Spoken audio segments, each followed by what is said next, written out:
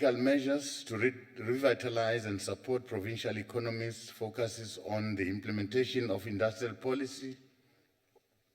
An important pillar of our industrial policy is to develop new economic centers through special economic zones, revitalization of industrial sites, as well as business and digital hubs. We currently have 10 SEZ that are in operation in the whole country. This has resulted in a number of foreign and domestic investors establishing new investment in this SEZ, with significant level of new private sector investment located largely outside the main metro areas. Work is currently underway to have the legal entities for further SEZ to be established within the next 12 months. Our goal is to ensure that we have a viable special economic zone in each of our 9 provinces. The honorable member will be aware that and be familiar with the Kucha SEZ and the efforts of the national government to bring new investment in that area. The largest new light manufacturing vehicle assembly plant is in fact being built in Kucha SEZ as we speak. More is possible through the SEZ model. I'm advised that in 1 decade investment in Kucha has totaled to more than 9.5 billion, wherein 45 investors, both foreign and domestic, have come to the party with more than 7,850 operational jobs created. This is in addition to construction jobs in the Kucha SEZ. Industrial Parks Revitalization Program is one of the programs introduced by government in an effort to revive township and rural economies by attracting investment and creating the necessary jobs. Government invests in upgrading security and building the necessary infrastructure, which seeks to make this industrial park safe and more conducive for business activities to attract more investors. Government will provide support through implementing a special dispensation or set aside in the awarding of medium and long-term contracts to small businesses, cooperatives, and township and village enterprises to allow for incubation and other support to help reduce failure rates.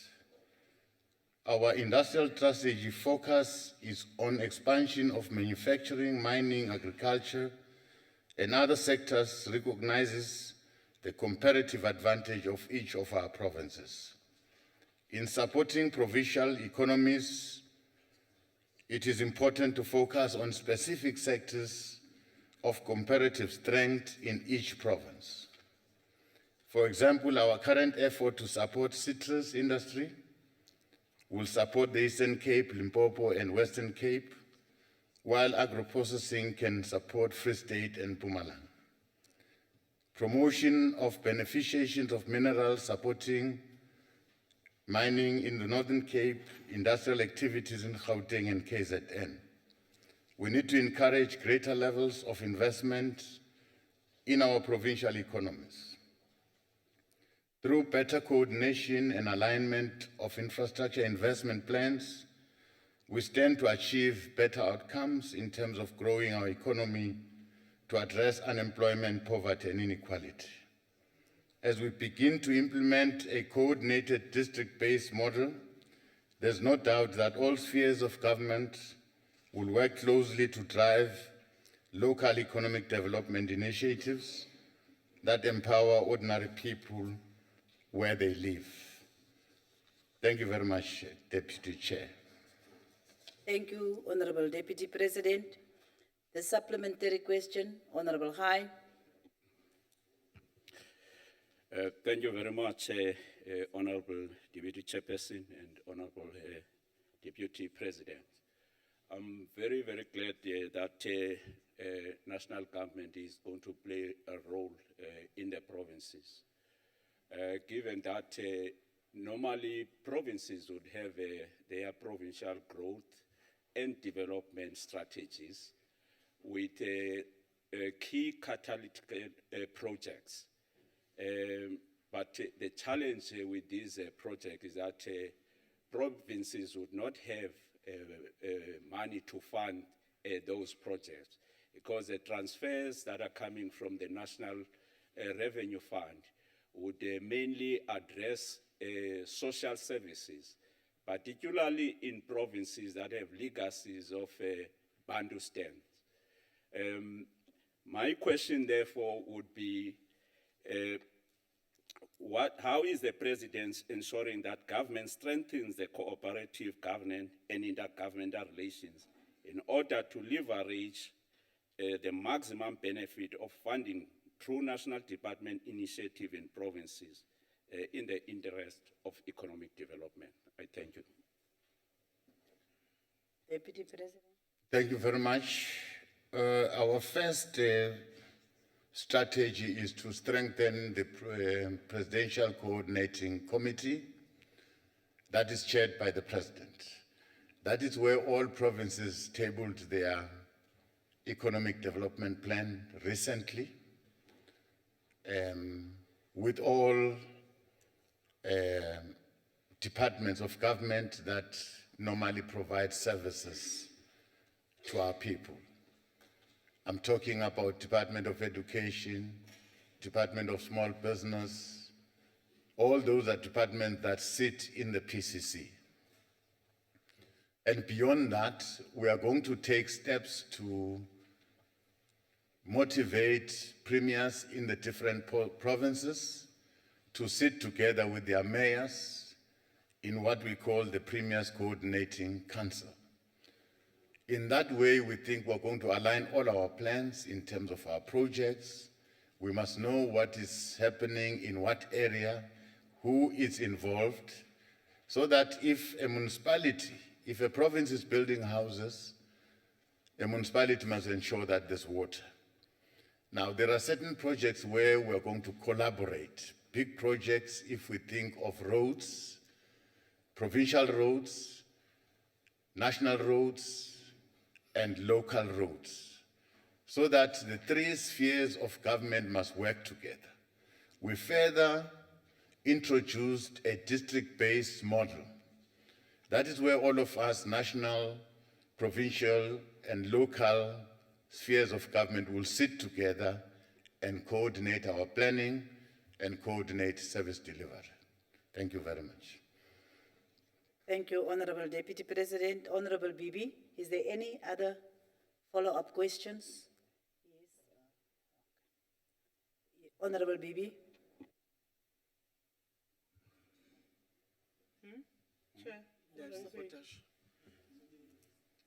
Ngiyabonga sihlalo wendlu. Bengicela ukubuza Deputy President ukuthi ukunaba nje kancane ukuthi uzoqinisekisa kanjani ukuthi amathuba emisebenzi nemnotho entulayo kuleli uyakhula emalokishini ngoba ontaba kayikhonjwa abakuzwa njengobuchazi. Ngiyabonga sihlalo. Honorable Deputy President. Ngiyabonga. Ngicabanga ukuthi imizamo yethu yonke yokuthi sakhe lama special economic zone senzela ukuvula amathuba. Indawo le ezoba ngephansi kwesandla sikahulumeni lapho sizoletha khona abantu abafuna ukutshala imali. Sibenze futhi labo bantu ukuthi babambisane nabantu bendawo. Futhi kuleyo ndawo ke siyovulela osomabhizinisi abancane, small entrepreneurs, enterprises and small medium enterprises to come into that space. Kuleyo ndawo ke uhulumeni uyehlisa unikeza ama-business akuleyo ndawo i-special dispensation. Ukusho ukuthi uma kufanele ubhadala amanzi uzobhadala i-rate encane lapho kuleyo ndawo. Uma fanele ubhadala ugesi uzobhadala irate encane ngoba sifuna ukukusiza ukuthi ukhule. Futhi indawo le esizowenza incubation. Ukuthi lo business omncane lo simsupport simbone ukuthi uyakhula azafike ezingeni leli elifana nalaba abakhulu. Ngale ndlela siyacabanga ukuthi sizobasiza amabhizinisi amancane. Futhi ke sizothatha isinyathelo sokuthi wonke amabhizinisi akhona ema township lawo mabhizinisi kufanele arejistwe siwazi. Onke amabhizinisi angakarejistwa sizowavala. Sizowavala abantu ba-apply kabusha sazi ukuthi kune business enje ifuna isupport engakanani. Thina ke futhi siwuhulumeni sifuna ukuthi siprovide imarket eyintweni ezifana uma ngabe kunabantu abanama bakery uhulumeni uzosithenga isinkwa ukuze provide abantwana lapha ezikoleni. Uma kukhona abantu abalimayo small farmers uhulumeni uzawathenga lawo ma vegetable ayise ezibhedlela zakhe ayise ezikoleni. Thina ke sizo provider the first market. Uma ngabe kukhona umuntu owenza isitina esi approved thina lesitina sizosithenga siyowakha indlu yethu ye-RDP. Uma senza yonke imisebenzi sifuna ukuthi imaterial esisebenza ngayo siyithole khona lapho kuleyo ndawo. Uma bangekho lawo bantu sizobasiza ukuthi baqale amabhizinisi wabo abancane basiproduce isitina baproduce iframe ukuze sikwazi ukuthenga kubo uma senza umsebenzi kahulumeni. Yileyo ndlela ke siyosiza ngayo abantu.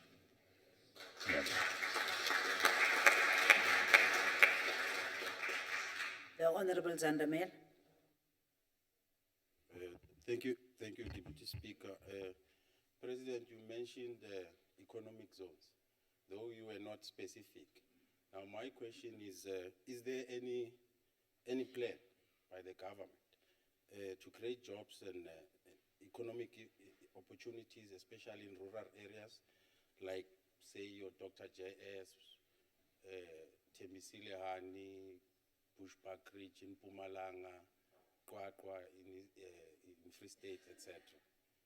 Especially because in those areas, this is where we find a lot of unemployment, especially the youth. Thank you. The Honorable Deputy President. Thank you very much. Our strategies as government are multi-pronged. Multi-pronged in a sense that we want to assist young people to create their own businesses first and be supported. In any economy in the world, that economy cannot be durable, cannot be sustainable if it's not supported by small businesses that are supported by government, are supported by big businesses. For any retail big company, there are a lot of small, medium enterprises that do work in that very same value chain. So it is important that we create people that will create jobs, not only people that will seek jobs, but in the process, we are going to support these small, medium enterprises. Like I said, in Dr. J.S. Morocco, we want to see a brick maker, a company that will make bricks, because government is doing a lot of government projects. We're building a school, we're building a clinic, we're building RDP houses, but all the material that we use to build those infrastructure, we source it outside Dr. J.S. Morocco, instead of sourcing it inside Dr. J.S. Morocco. That means the money that government is spending in building a school, at the end of the day, that money goes out of Dr. J.S. Morocco. So we want to support local businesses. Government must open up in terms of their own procurement system. They must be able to procure goods and services from local people. Those goods are going to be tested The quality of those goods must be tested so that we don't undermine quality of the bricks, quality of the frames that we use, but our people can be supported to produce quality goods. So that should be the attitude of government as we go. But in the main, we must encourage people to start their own businesses so that they can employ other people with the support of government. ITC has supported more or less a big number, more or less 120 companies, spending almost over 5 billion. Young, small, medium enterprises that were supported in different sectors of our economy. That is the right way to proceed. Thank you very much. Thank you. The Honorable Bosov. Thank you very much, Deputy Chair. Good afternoon, Deputy President. It's great to hear that the ANC has got all these strategies in place, and yet we have not seen one other province, apart from the Western Cape, that has shown a remarkable growth on the economical field. According to Stats South Africa, it was the only province that was able to grow, and its unemployment is 15% lower than all the other provinces. Is it because the Western Cape has got programs in place and accountable government to ensure these growths? If you have a look, Premier Windi has put legislation and oversight in place which focuses on creating an economic ecosystem which enables job creation. It has ensured that there's safe, quality public transport, apart, unfortunately, from the rails, enables access to jobs and opportunities. There's a huge focus on local production and supporting the production of... What is the question? The question, I'm getting to it, Chair, just give me time. Your There has time is been- running out, that's why I'm asking. Okay, don't interrupt me, then I won't run out. Ask the question. The hugely successful Red Tape Reduction Unit is also playing a huge role, together with the War Room. Deputy President, I would like to know from you, seeing that I'm being cut short, is when We're are not cut you short. going to reach out to the Premier of the Western Cape, to meet with him, to brainstorm with him on how you're going to implement similar plans in other provinces? Thank you.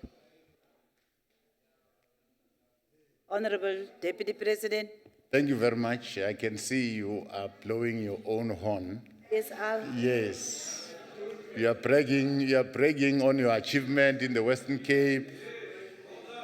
But the message that I want to convey to you that Western Cape is part of South Africa. We are one country. We're one country. If we want to solve the problems, Order. Don't ask questions and don't be impatient to listen. Order. if we want to address the challenges that are faced by our country, we must look at the country in totality. And we must be one if we want to address economic challenges that face us. We are happy if there are good examples in one space, but that example must be taken across the entire country so that at the end of the day, we have got a country that has got its economic strategies well on track. I'm open, and I'm going to meet with the Premier here to discuss a number of issues. And I can tell you, the few interactions that I had with the Premier, I felt very encouraged. He's a very good man, very positive. He's not really playing politics while he's on duty. He's focused. He's focused, and I can tell you that this time you've made a good selection of a Premier. Thank you. Thank you, Honorable Deputy President.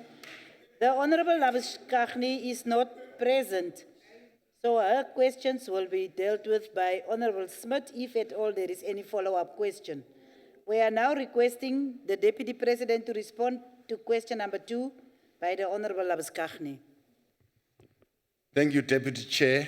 Honorable members, our moral duty to address the historical injustice of land dispossession remains one of the critical imperatives to transform our society, to forge a united and a cohesive country. Through our land reform program, we are taking a responsible and a measured path of restoration, redress, and dignity for all who should share in the wealth of this beautiful land of ours. Addressing the challenges of skewed land ownership through equitable access to land is not only an act of justice, but a social imperative to broaden economic inclusion and participation. Land is a productive asset that supports development, social upliftment, and sustainable livelihoods. When land is restored to its rightful owners, we have an obligation to ensure that every piece of restituted land remains productive and accrues economic value to those who own it and to the whole country. Land must continue to contribute to the broader economic and developmental goals of our country.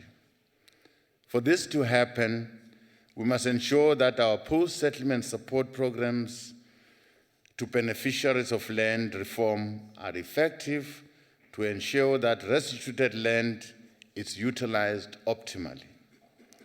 Therefore, the government land reform program must be implemented in a way that land access is complemented by the necessary support for it to be suitable for use by different beneficiaries, given the land use planning that is consistent with their needs. With respect to agriculture, support services are critical for any farmer development interventions.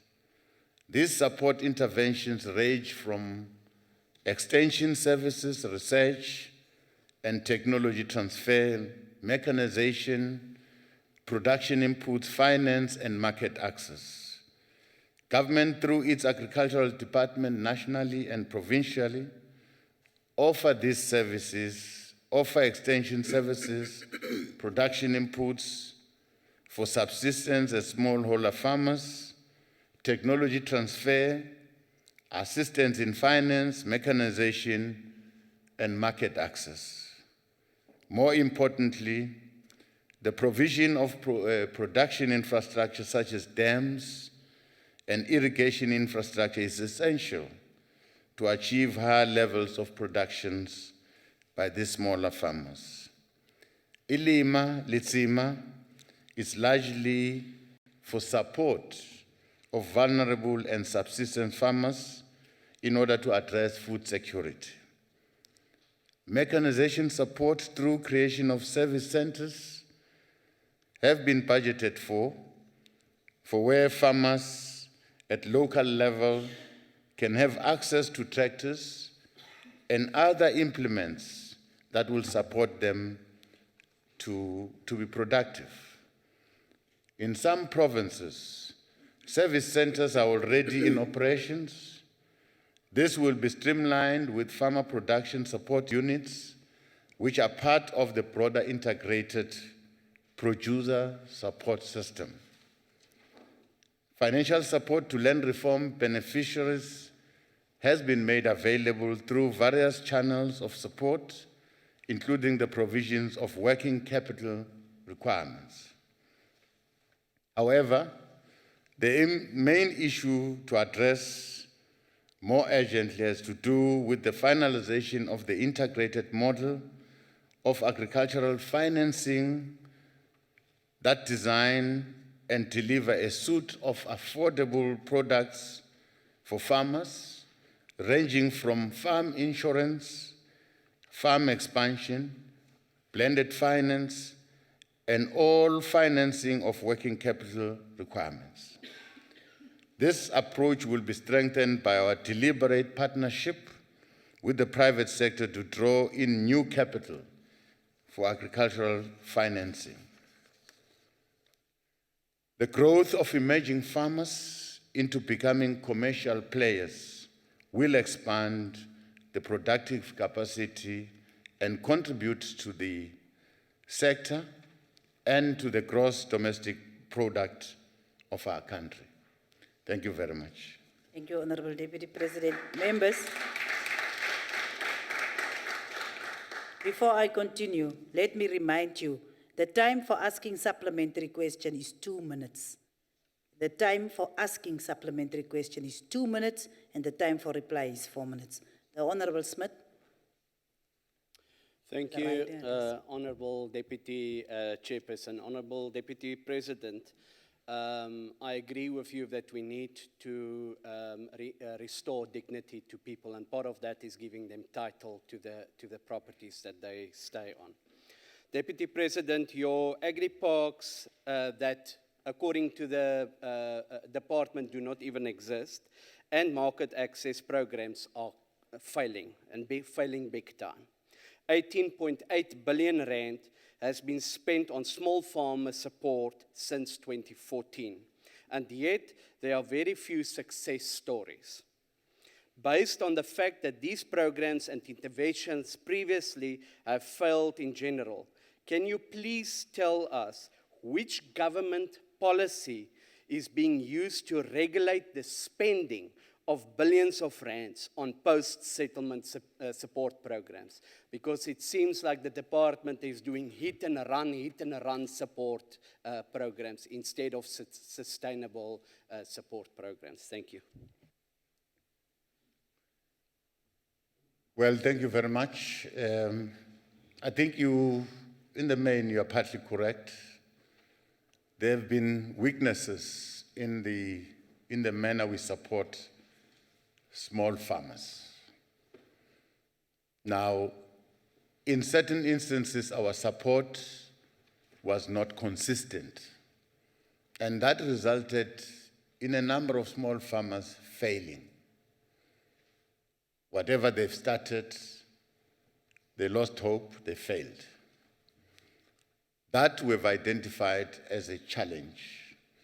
Now, that is why we want to strengthen these support centers. Now, the weakness in the past was that every spheres of government will come and do whatever they do. A municipality will work with farmers and they will fail on their own. A province will work with the farmers and they fail. National government will come and work with farmers and they fail. Now, what we are advocating now, which we're going to do, we're going to all come together in this support center, in a district, in a particular province, so that we pull together all our support assistance that we want to give to farmers, and these farmers are supported until they graduate. Whatever mechanization inputs, whatever fertilizers, whatever financial support, and we're looking at a blended finance. A blended finance is that we are going to work with the land bank. Land bank will give them a loan. Government will give them a grant to start. So the finance is blended, but we're going to be with the farmer until that farmer shows some signs of success. And that center, it's going to be in a province, it's going to be in a district that is meant purely to support smallholder farmers. Now, according to the new model that government is designing, is that this service and support center must be at a district level. That means if in a province we have got 6 districts, in each and every district, we must have a support center. A district, it's formed by 1 or 2, 3 or 4 municipalities. That means that service center, support center, will support farmers in and around the district, so that our span of support must not be too large, so that farmers can travel long distances to get support. Their support must be district-based and coordinated between the 3 spheres of government to avoid failure rate. Thank you very much. Thank you, the Honorable Deputy President. Honorable Gillian. Order. Honourable Deputy Chair, in the spirit of accountability, can you please explain to me whether the Deputy President didn't answer my question that is related to which policy is being used to regulate the spending? That was my question. He said everything except answer that question. I think you can write the Deputy President a letter, because we are we set out the process as to how we are dealing with it. I will be advised. That is your perception. In any case, you don't know whether the Honorable Abaskagni would have said she feels satisfied. Honorable Gillian. No. No, it's me. You. Gillian. I didn't Yes. recognize you. Thank you, Honorable Chairperson. Gillian. Deputy President, thank you for your honest reply. Coming from the Western Cape Province, Deputy President, where the remnants of apartheid are rife and visible, especially when it comes to land reform, where not even 2% of the land in the Western Cape has been reformed. Deputy President, the post-settlement programs have been assessed by the then Department of Rural Development, as well as public hearings that took place in Parliament. Shortcomings in the program were acted upon, and chances to the program were meant to be implemented. What is the assessment of the presidency with regard to these interventions, and have they translated into achieving what the policy intended? Thank you very much. I think our assessment of our restitution program, where people come and claim land, we investigate and we restore that land. Now, what should follow correctly, some of the land that we restore to people was productive at that time. It's a farm that has been working and it is claimed, but after restituting, restoring that farm to the rightful owners, production went down. There was no support that was given to the claimants, and as a result, production went down, and to a point where that pieces of land are now lying fallow. We accept that. That is why we are now coming with a post-settlement support. We are not going to give people land and say to them, see to finish. If really our intention as a country want to maximize the production capacity of this sector, agriculture, and grow the economy, we must take the necessary step to support those people that are in the sector. And we must support, especially those that we have given them land, who were previously disadvantaged, who don't have the necessary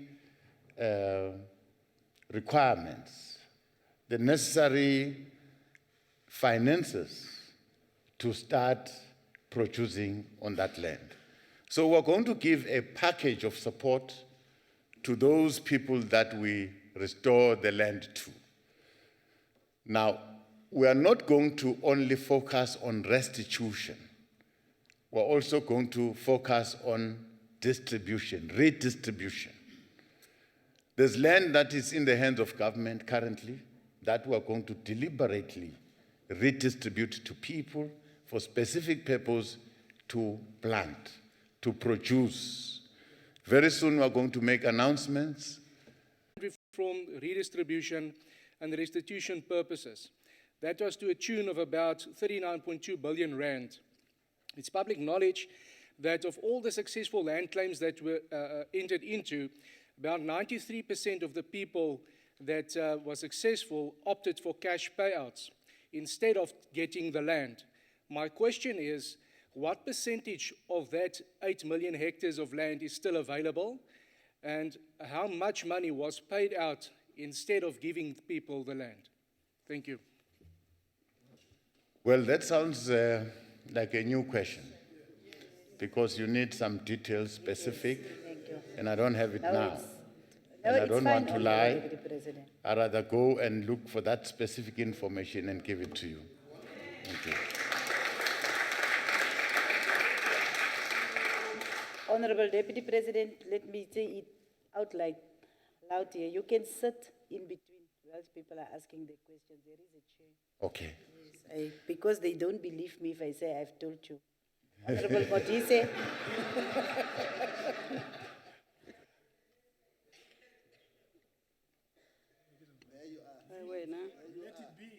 Oh. Okay. Motlatsa modula stulo wa ntlo le motlatsa modula wa tona ya presidente.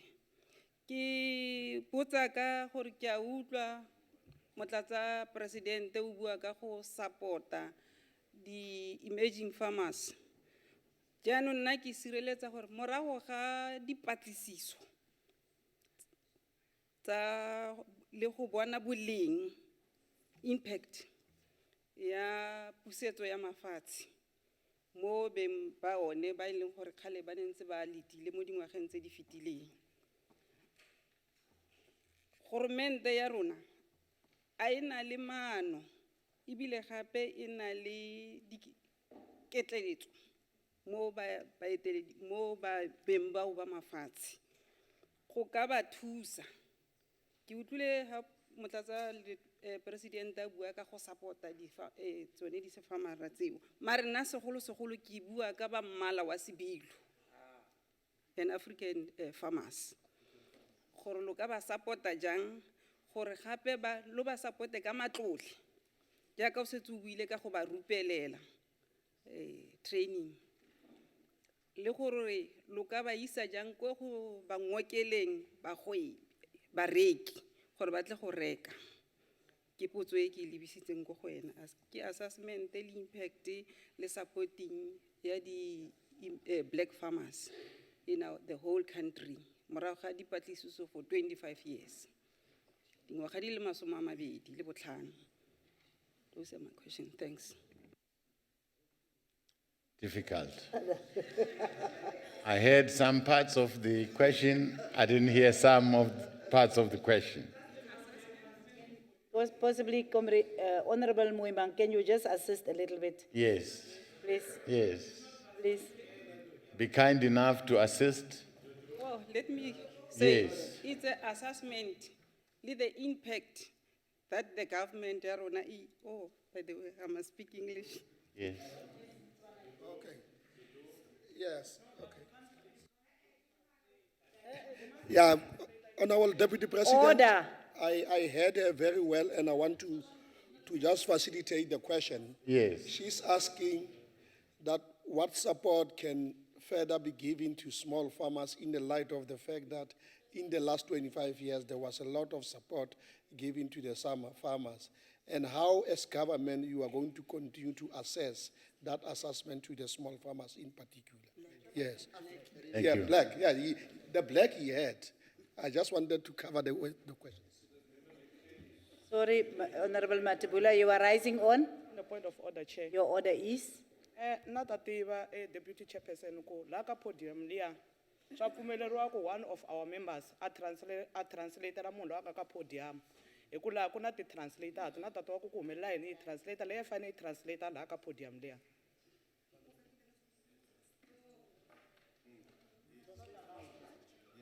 Honorable Nyambi, you are rising on. The very same point of order, Chair, so that we don't delay the House. We have discussed it and we have agreed that it's desirable to have an Translation interpretation there. But currently we don't have. And even in the last sitting when she asked in Tsonga, even the Deputy Minister and the presiding officer assisted to interpret for General Cele. So there's nothing wrong. So we can't be discussing that, but it will be in order so that we can be assisted when the person is there, because there's no interpretation there. Whether the Deputy President wanted to have it, there's no way that he's going to have it there. So there's nothing wrong to have somebody assisting so that the House can move. Thank you, Honorable Nyambi. I think even the Honorable Matibula, when she rise, she know that what she was going to say is a bit impossible at the moment. We will address it. Honorable Deputy President. Thank you very much. I think the question that has been asked, it's very important that, firstly, our assessment. Our assessment is that, yes, as government over the 25 years, we've assisted small farmers.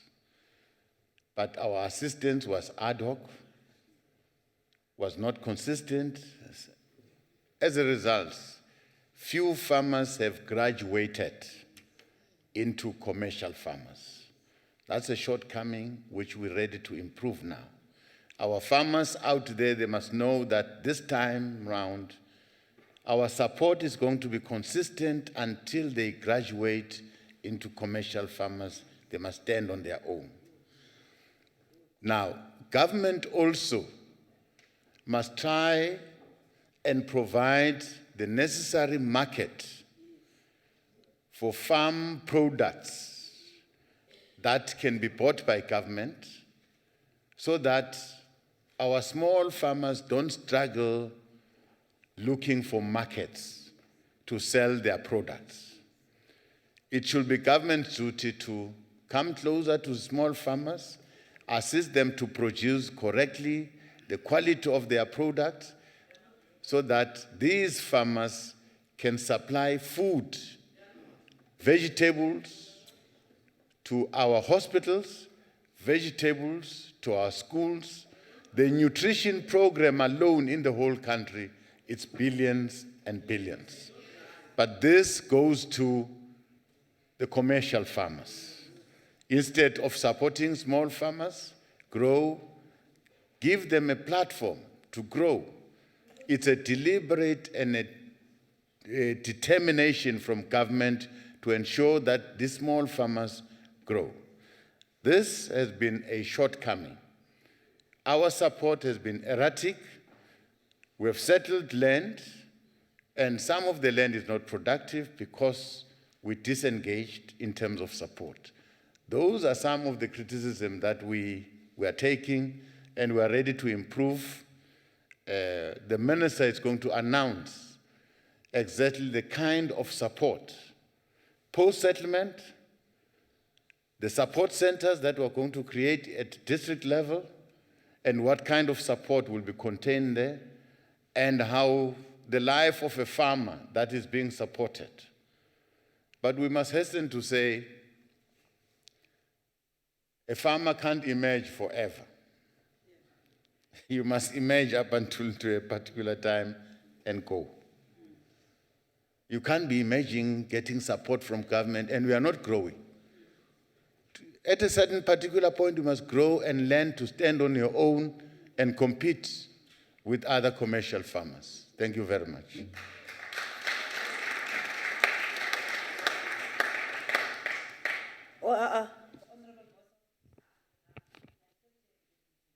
Honorable Boshoff. Thank you, Deputy Chair. Deputy President, honestly, firstly, there is no policy or legislative framework in place for post-settlement support. You've got to be honest. Secondly, the budget allocated to land reform and post-settlement decreases year on year. In fact, the combined budgets of agriculture and land reform constitutes a mere 1.6% of the 2019-2020 consolidated national budget of 1.83 trillion rand. My question to you, Deputy President, is, with these facts, how can you prove to us today and the people out there watching that you are serious about accelerated land reform and support, or are you serious about playing mind games with the aspirations and hopes of our people? Thank you. Thank you very much. Probably we must try and assist you and explain how government finances work. There's a misunderstanding here. Nationally, there is a department now called the Department of Rural Development, Agriculture, that combines all the departments. What is the order, Honorable Boshoff? Sorry, Honorable Deputy Can I President. ask for protection from the person in front of me? While I'm trying to listen to the DP, she keeps interjecting. Honorable Boshoff, please, there is no order.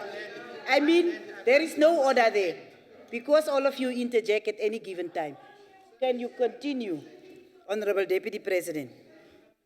Unless you don't want him to respond to your question. Please listen. Listen. Listen. Listening is a skill. Listen. Honorable Deputy Okay. President. Okay. Now, I'm trying to say, let me explain how, as government, we support farmers. The monies that are available to support farmers. Firstly, there's money that is allocated to only this department that has been merged now. Agriculture and Rural Development is now one department, right? Now, in that amount of money, there's money for farmer support. And that money for farmer support,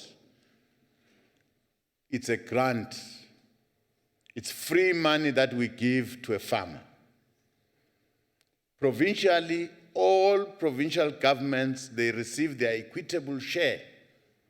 And they've got a department called the Department of Agriculture. And in that budget vote, there's money for farmer support, which is a grant, free of charge.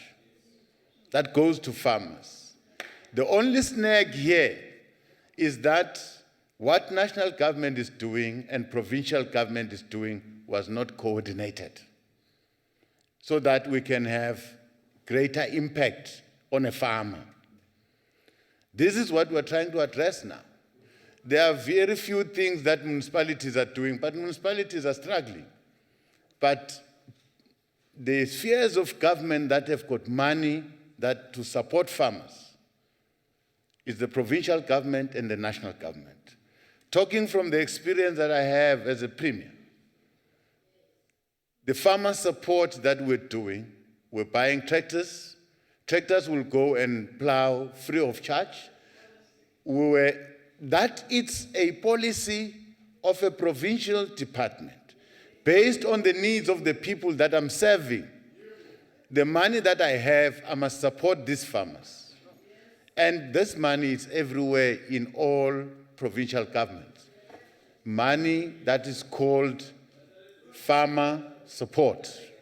And that money that is called farmer support is the only biggest chunk of a provincial budget of a Department of Agriculture in a province.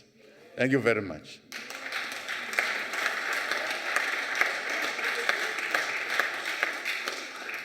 That dealt with question 2. We are now going to request that the Honorable Deputy President respond to question 3 from the Honorable Dudovo.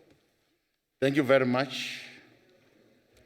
Deputy Chair, on an ongoing and continual basis, government discharges its financial responsibility in respect of all debts that are owed. This includes intergovernmental debts, the debts owed by different government departments, debts owned by state-owned enterprises, as well as debt owed by and to municipalities. As a result, therefore, the amount of debt owed and dispersed between and among government departments and entities changes continuously and rapidly. Therefore, it will not be feasible to provide a precisely quantified amount of debt owed and given at a given moment, as these amounts changes on a continuous basis. As we are speaking now, some departments are consuming electricity that they must pay to a certain public entity. They are consuming water that they must pay to a certain public entity or municipality. So this debt is continuously and gradually changing, and it's changing towards the positive, that is increasing. Nevertheless, we must thank the honorable member for directing this House to the real need to consider making laws that will regulate and monitor on an ongoing basis, given the current economic environment of constrained fiscal resources. At this point, we can state that a system of managing debts owed by different organs of state to each other is indeed in place. Just to know who owes who at a particular point. And it is in line with the Public Finance Management Act, Act number 1 of 1999. The National Treasury has advised that aggregate municipal consumer debts amounted to 165.5 billion as at the 30th of June 2019. Due to escalating consumer debt, many of the affected municipalities have begun struggling to meet their own payment obligations. Of particular concern is the municipal debt to ESCOM. According to ESCOM 2019 integrated report, the total municipal area debt has continued to escalate to very unacceptable high levels, amounting to 19.9 billion. This represents 71.7% of the total invoiced municipal debt to ESCOM. The top 20 defaulting municipalities constitute 81% of the total invoiced municipal areas debt, with total area debt of more than 100 million each. However, indications are such that these figures have increased significantly over the past few months. Furthermore, according to the Department of Cooperative Governance and Traditional Affairs, over 9.7 billion is owed by national and provincial government departments to municipalities, and this remains a major challenge for municipalities to provide the required basic services to our people. Part of the challenge that we must confront as a nation is a culture of non-payment, especially with regards to consumer debt. We therefore want to take this opportunity to call on all our people, all South Africans, particularly those who are earning an income, to play their part to ensure that they pay for services that they consume, so that we can lessen the burden that is faced by our municipalities. I hope honorable members sitting here, they are paying their debts to our municipalities. We must engender a culture of paying for services that have been rendered or services that have been consumed. It's a good culture that we must teach ourselves. Pay for a service that we have consumed, especially from public entities like ESCOM. ESCOM is struggling not only because of its own fault, we are partly to blame. Some of us were not paying, were owing ESCOM. In improving the current situation of debt by our state-owned entities, the National Treasury and the Department of Public Enterprise are working on a strategy to reduce reliance by state-owned entities on government guarantees.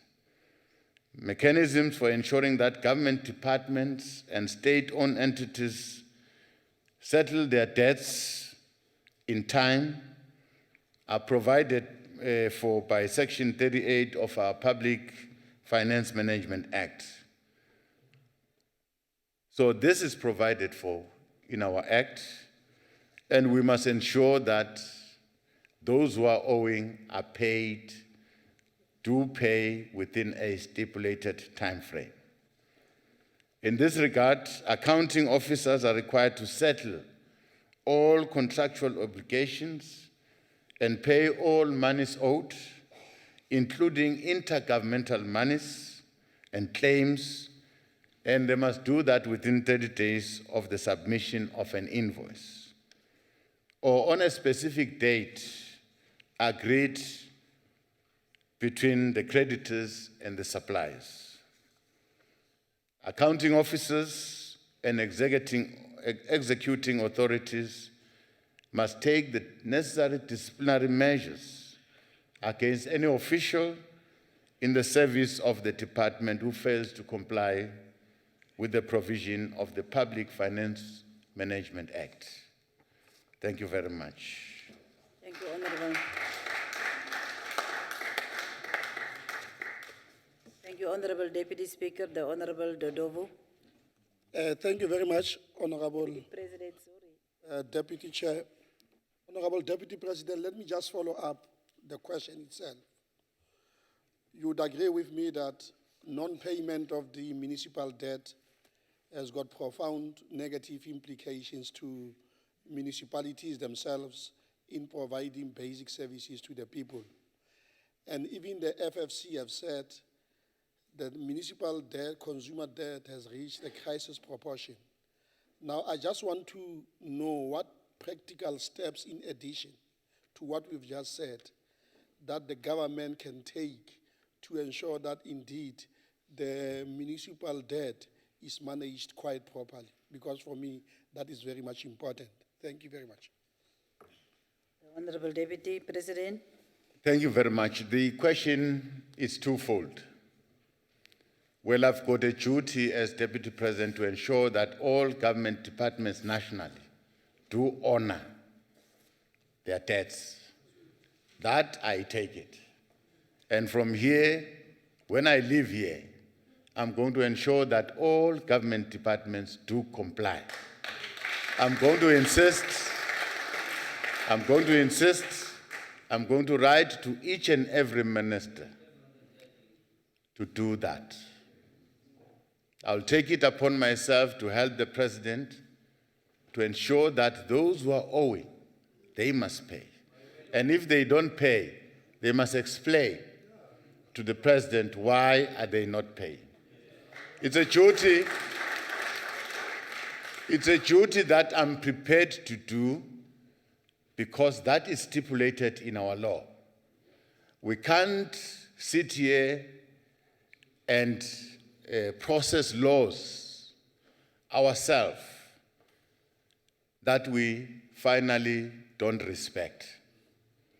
The laws that we pass ourselves here, we must be the first to uphold those pieces of laws. So I take that responsibility. But the second part, which you are involved yourself as members of this House, the culture of non-payment of our people. Some of you were part of those struggles, telling our people not to pay.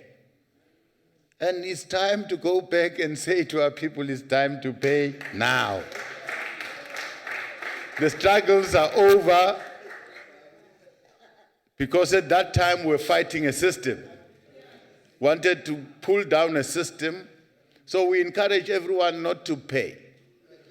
Some amongst you here were part of that campaign of saying our people must not pay. So let's stand up in the same vigor and in the same push and tell our people to pay. Those that can afford must pay. Because as we speak, municipalities are providing water to a number of residents, and very few of these people are paying.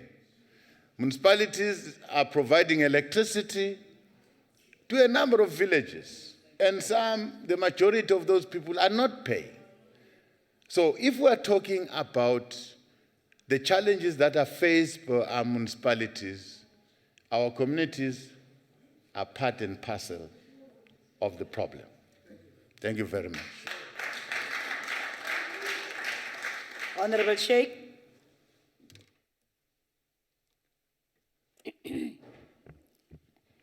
Thank you, Honorable Speaker and Honorable Chairperson, and greetings, Deputy President. Deputy President, it can't be overestimated, the debt in municipalities, and it's also estimated that for every 100 rand of funds available in the form of current assets in municipalities, there's another 56 rand that is locked up in the form of debt owed by consumers, and this also includes government departments as well as state-owned entities. And Deputy Minister, you've already, Deputy President, you've already covered certain aspects, and you've also made certain commitments in this House, especially in terms of ensuring that debt by government departments and state-owned entities are paid to municipalities. But clearly what would also be required from government is also to have a robust debt collection strategy, as well as you indicated now, creating a culture of paying. Even though there are legislative frameworks, be it the PFMA, Question, as well as Honorable payment Sheikh. within 30 Time. days. Ask the question. Yeah, Chair. The question also relates to whether maybe there would be a need for legislative processes for government departments and spheres of government to settle their debts between themselves. Thank you. Honorable Deputy President. Thank you very much. I don't think there's a need of an additional legislation. It's given that if you consume a certain service, you must pay. Government departments will procure a service. Even from small businesses, they'll procure a service, the service will be rendered, and they don't pay. I fought that. From where I'm coming from, Mpumalanga used to pay, when I was premier, used to pay every invoice that they receive within 10 days. And I wanted to understand what makes it difficult to pay an invoice when you receive it. Why should we wait for 30 days? Because you have received the service. Here is a woman providing a catering to you, you have got your meeting, you must wait for 30 days to pay this woman. No. The answer is no. You have received the service. And every paper is there that, no, you have received the service. Why are you not paying? Because for every service that you procure, you must know that you have got the money. The money is budgeted for. You can't go and look for a service. A service provider will come and give you the service, and you don't have the money. This is the problem with our municipalities, this is the problem with our government departments, that they go out there and procure a service, and they don't have the money. They wait for a period of adjustment where they will adjust, and then they find the money to go pay. By that time, it's 6 months. the small business is dead by that time. No. There's no additional, it's just those that are responsible must stand up and make it a point that the law is enforced. It's possible. It's possible. An invoice will be submitted, will lie on the table for 90 days, as if there's no manager that must ensure that this invoice must be processed. Someone is waiting. A small business person is waiting, is working very hard to provide this service, and you not pay. So some of our shortcomings, some of our problems and challenges that we're facing, we make them ourselves. Now, in government, where I am now with my colleagues, I'm going to remind them. And I'm going to request to know all the people that they are owing and when are they going to pay them. So that as much as we say we want to see this economy growing, we must ensure that those who are doing business with government are paid. Because if we don't do that, we're destroying the very same people that we say want to support. We are destroying jobs. We are destroying the economy by not paying people who are working hard to grow this economy. But on the side of municipalities are going to be assisted to manage their finances very well. We must deal with corruption so that every cent that they have, it's utilized correctly. Yes, we acknowledge the fact that they are being owed, but when they get that money must be used correctly. Thank you very much.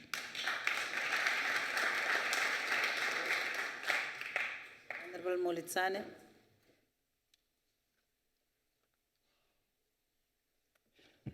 Thank you, Chair. The Deputy President, the problem of debts between the spheres of government is also caused by the poor alignment of the division of revenue. The national and the provincial sphere, they get more, and the local government that does most of the work, they get less. As a result, you'll find that majority of municipalities are burdened by service that they cannot afford. And provinces and national departments, they do not help in that situation. Shouldn't we revise the division of revenue, Deputy President, to give municipalities more money? Thank you. Thank you very much. I don't think so. The division of revenue as it stands is correct. Remember, municipalities are getting a grant. In the main, this grant goes to the improvement of infrastructure, improvement of your sports facilities, improvement of your roads, and all that. This is a grant that comes from the national fiscus. Now, additional to that grant, municipalities are collecting rates and taxes, levies, and all that to people. That is their money. And they must set bylaws. They must set rules. They must charge people for the water that they distribute. They must charge people for the electricity that they distribute. And they must manage that very well. If you are running a municipality like you are running a retail business, a municipality is a business because you sell services. Now, you must be creative, you must expand your scope, you must build new settlements, you must form new towns, because if you form these new towns, that is your area where we are going to get revenue. Municipalities must expand their base where they are going to get revenue, and they must provide a good service so that these clients are not always complaining. Clients should be happy. They must be happy to pay for the electricity. They must be happy to pay for the water. And they must correct their billing system. You can't come here and say, no, I'm owing 10,000 rand. But I can tell that I was not in the house for 5 days. How come my bill is 10,000 rand? My billing should be correct. Now, what makes people to be angry at times is the billing is incorrect. But municipalities, as they are, they must be able to manage their municipalities as a business. A municipality is a business. They get the money that they collect from people, they must reinvest that money so that they expand their business. Expanding their business, they must do new settlements. They must do new business centers. Because if they allow space for businesses, industrial parks in their area, that's where they're going to get revenue. If they allow more settlements, mixed settlements, that's where they're going to get revenue. They can't sit and wait for a grant. They must be creative. The law empowers them to charge rates and taxes. But there are people in municipal areas that don't pay, and they run away with murder. And then they come and complain that they are poor. But people are consuming their services free of charge. Can't be right. They must stand up and ensure that people pay. And they must bill them correct. You can't be a populist. When you come, you want to be a mayor. You promise people heaven and earth. And say, no, we are not going to pay. But when you become a mayor, you find that, no, these people must pay. And you're afraid to go back and tell them, hey, you must pay now. Now that I'm a mayor, I see you must pay. That's the problem. We must be consistent in our message, but we must do the right thing. We must keep a proper indigent register. We must know people that must be exempted in our system. We must know people that must pay. You must know how many people are there in that ward that are not working, that are working. So, partly, our municipalities must do their job. Thank you very much. Thank you, Honorable Deputy President. Honorable Klute. A.B. Klute. Thank you, Chairperson. Thank you, Mr. President, through you, Mr. Chairperson, for speaking about paying taxes. But two things came to mind when you spoke. The one is praying preaching to the converted, and what is good for the goose is good for the gander. And I'm not sure whether Salga is here, but they will. They have shown us during presentations in our planning sessions that they have a serious challenge implementing metering systems in communities who actually in the past were not able to pay, but they are able to pay now. So they actually refused access to those communities to implement their meters. So my question to you is, how is government going to address that issue where people who can pay refuse to pay? Well, thank you very much. Like I've said when I started answering the question, is that the call that I'm making is that our people who consume services must pay. It's the right thing to do, because to produce those services, the municipality pays for those services. They pay for cleaning the water, they pay for the pipes that they take the water to your house. Now, if there's a pipe that is busted, they must send someone to go and fix that pipe, and that person must be paid. So it's the right thing to do, to pay for your services. This is a campaign that all of us must take. But for a municipality it's important to know that who lives in a ward.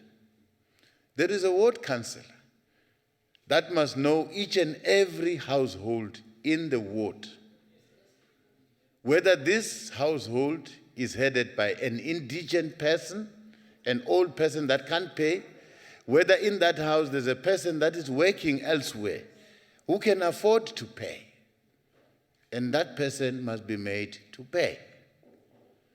But our ward councillors don't know who's staying here, who's staying there. It is their responsibility to know each and every household who is here, who's living in the ward, so that they must be able to service them. But the bottom line, for every service that you get, you must pay if you can afford. And if you can afford, we must determine the affordability.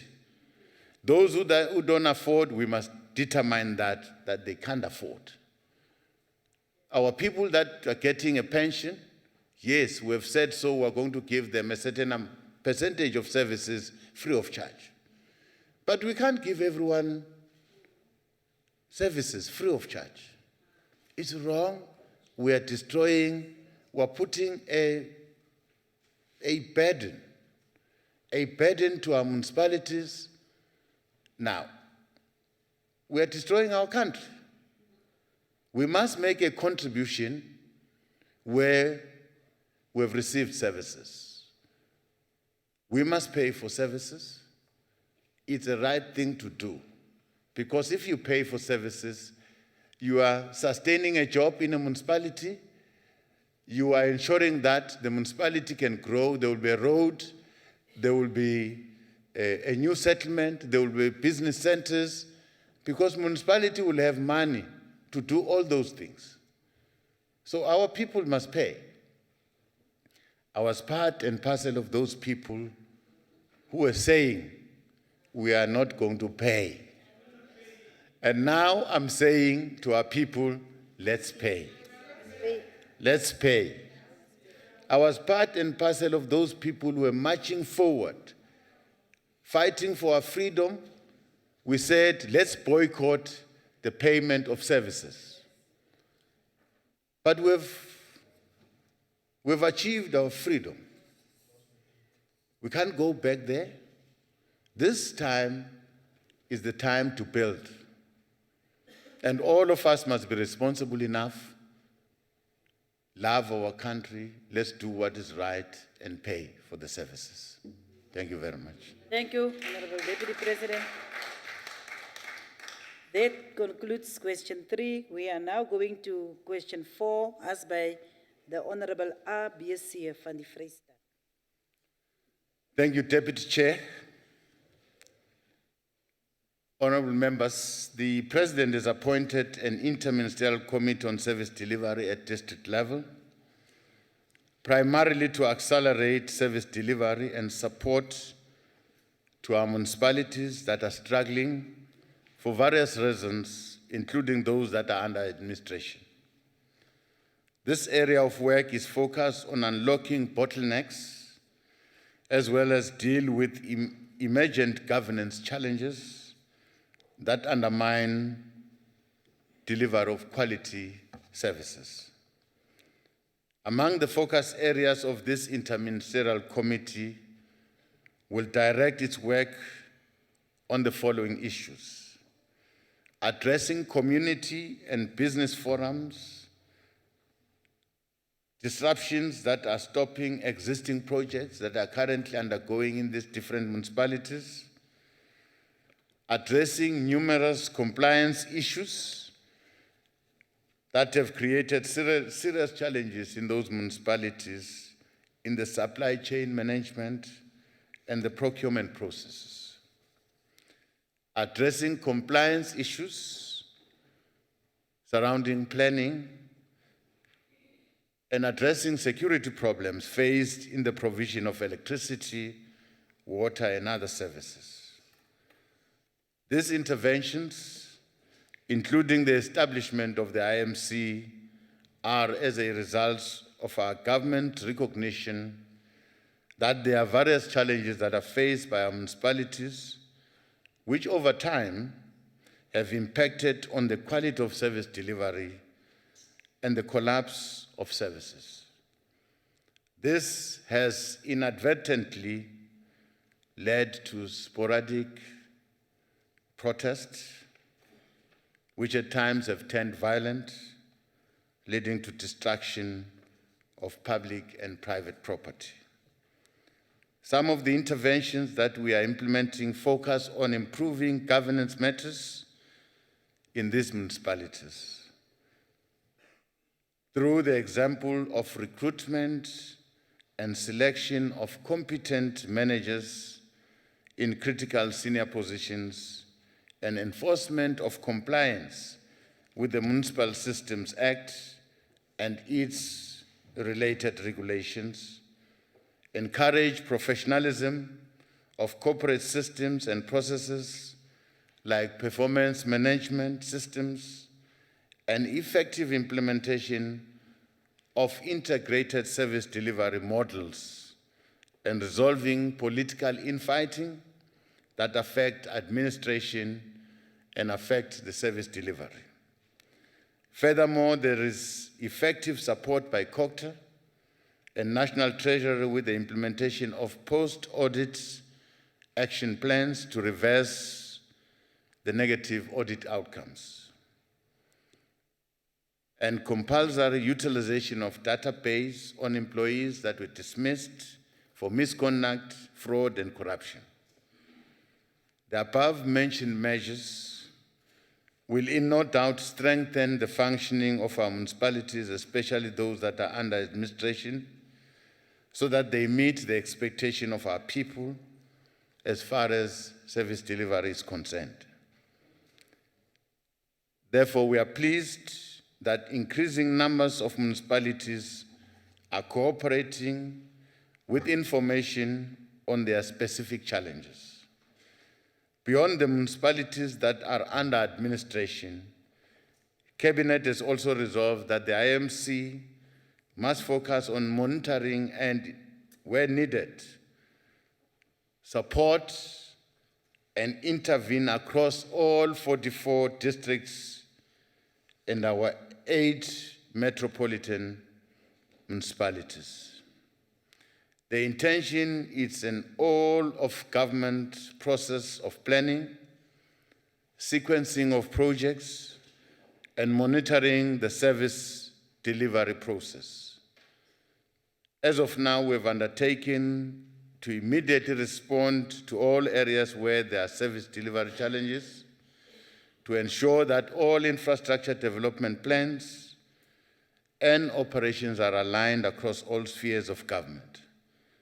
We do this with an intention to intensify the implementation of pipeline infrastructure projects, as well as to ensure policy coherence and consistency.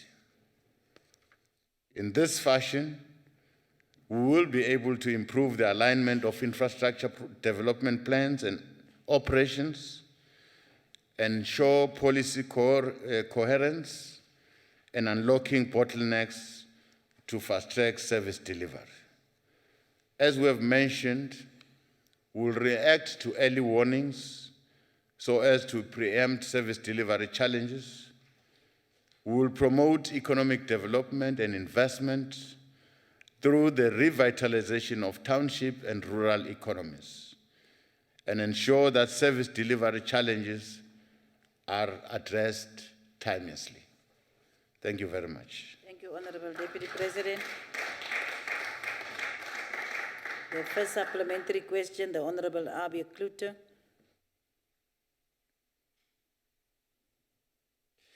Thank you, Chairperson. Thank you, President, Deputy President. In a recent article in the Mail and Guardian, it was suggested that people should take back their municipalities. And while legislatures and COCTA and Treasury are responsible for interventions in dysfunctional municipalities, residents are not seeing the effect of such interventions. Take, for example, the Masolonyana local municipality in the Free State. It's been under Section 139 administration since March 2017. That's 31 months, Minister. No improvement.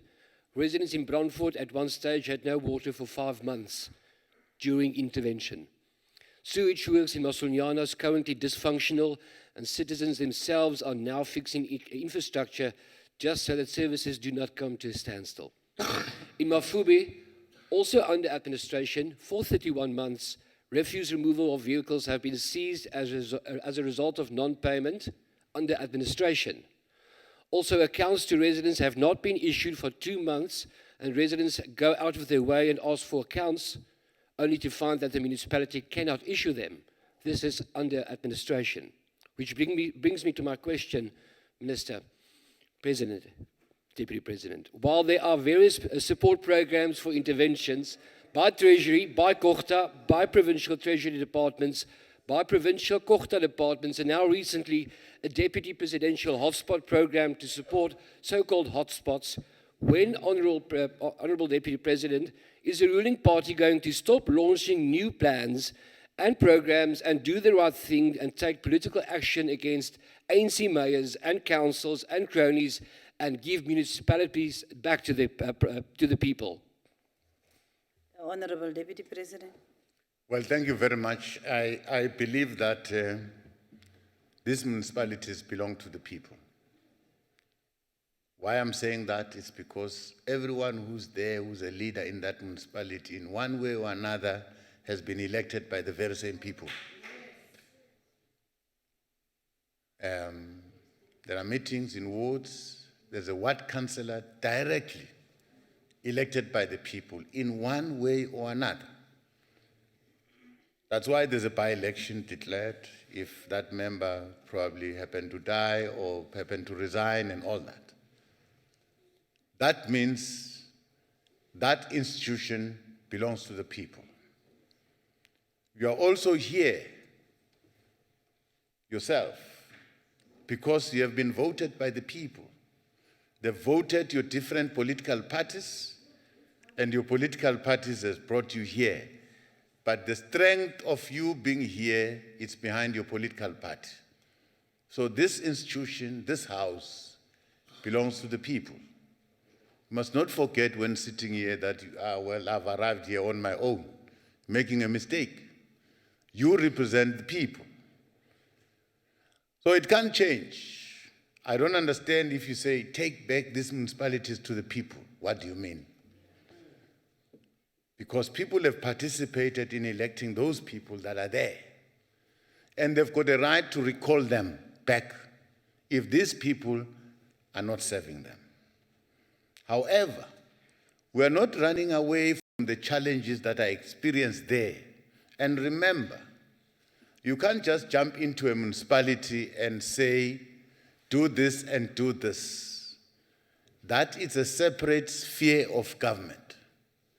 For us to institute Section 139, you also participated as a house here. You also participated, you are also having a responsibility to visit that municipality that we have agreed that, no, we're putting you under Section 139, and what are you doing? It's not like provinces will sit and say, no, we are putting this municipality under Section 139. They must get your concurrence. You must agree or disagree with them. So collectively, you have got a responsibility. But that does not mean I want to run away from my responsibility. We've flagged those municipalities. We're working on a program. We need to move a bit faster to ensure that we restore the services. Your concern is our concern and is the concern of our people.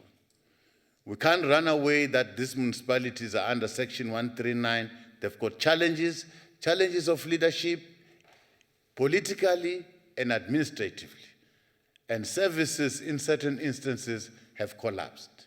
That is why they were put under Section 139, so that there should be monitoring and evaluation of all the challenges that they are facing, and they must be supported. The Department of Kochta is doing everything it can do to support these municipalities. We are going to increase our pace. We know about this problem. Thank you very much. Thank you, Deputy President. The second supplementary question is from Honorable Tango. Honorable Tango.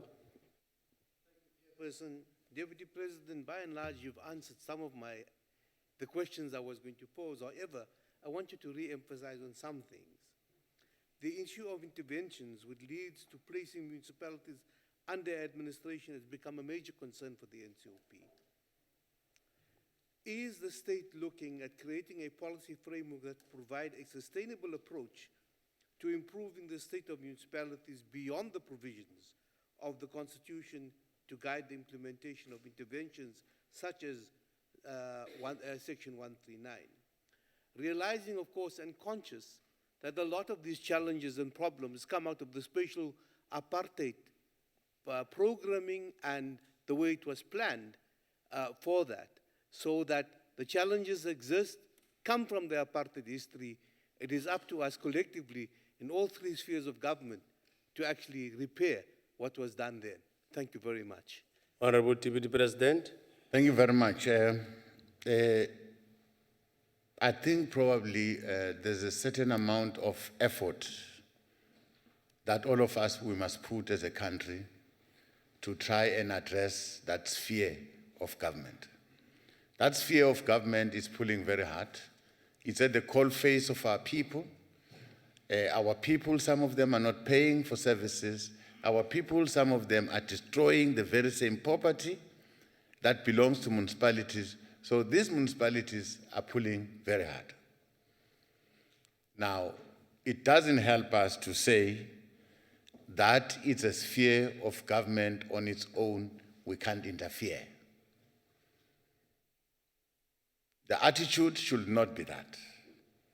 We must assist and support all the time, because supporting municipalities, we're ensuring that the citizens get the necessary services through municipalities. Of course, we must try very hard that those people that we elect to lead those municipalities should lead them with honesty and be credible. Credible. We must get people who are professionals that will deal with electricity, will deal with services that must go to the people. We must transform municipalities gradually. Maybe we're impatient. Looking at the time, 25 years, it's not enough time to say we can have formidable and credible institutions of local government. They are still in the making. We must ensure that the challenges that we experience, we learn from them and we strengthen these municipalities. But let us not really focus on the legislation and say, it's not our baby. All of us must take it upon ourselves to support municipalities. And I'm saying to the honorable members here, it's not enough only to sit here and grant Section 139, which has been applied by a province. And then we say it's enough. Well, we've put that municipality under our Section 139. But you must have an interest to go and see and probably put down some proposals back to that province, back to that municipality that we're proposing 1, 2, 3, 4. As a house, you must visit. You can't just put someone to jail and you don't go and visit that person in jail. And you are the last person to say, no, out, Section 139. And I must go and see you whether we are improving or we are not improving. And you must take a certain time to improve. Otherwise, the longer you take, people are suffering. That's my plea. But local government, it should be our business. Because you're here today in the morning, you had water to wash yourself. because there's a local government that has provided you with the water. Now, if you don't have water, you'll start feeling the pinch that somewhere is wrong in this institution. Then you'll go and ask, what about those people who are not getting water? What are about those people who are experiencing electricity cuts because of inefficiencies of our municipalities? So it's a problem that we must all solve and take it upon ourselves to ensure that our people receive services. As long as we are in the structures of government, it remains your problem. If you are in the National Assembly, if you are in the NCOP, if you are in the province, if you are in a municipality, if you are in the national government, it remains your problem. You can't be grandstanding and watch. All of us, even our citizens, are called upon to assist municipalities to deliver the services. That is why we say to them, don't destroy property, pay for your services.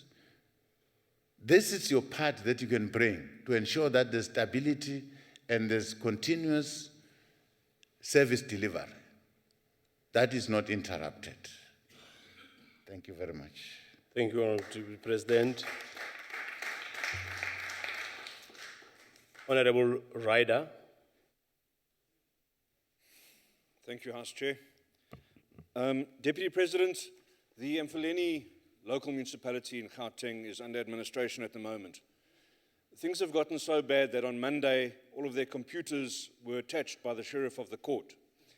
Things have gotten so bad that last week, Friday, the ANC marched against their arch enemy, the ANC, to demand that the Hawks take action against ANC cadres deployed there who have stolen the money. Now, you've intervened already, Deputy President, and the army was sent in. The army was sent in to stop the sewage flowing, raw sewage, from flowing into the Vaal River. But the army wasn't given the budget to do anything. So what effectively has been happening is they're sitting waiting for budget and doing nothing more than being expensive security guards. They are unable to utilize their manpower to address the issue because they haven't got the funding. Considering the total lack of success in this case, where you have intervened, Deputy President, what are you going to do to fix it? Honorable Deputy President. Thank you very much. Fortunately, I'm going there tomorrow.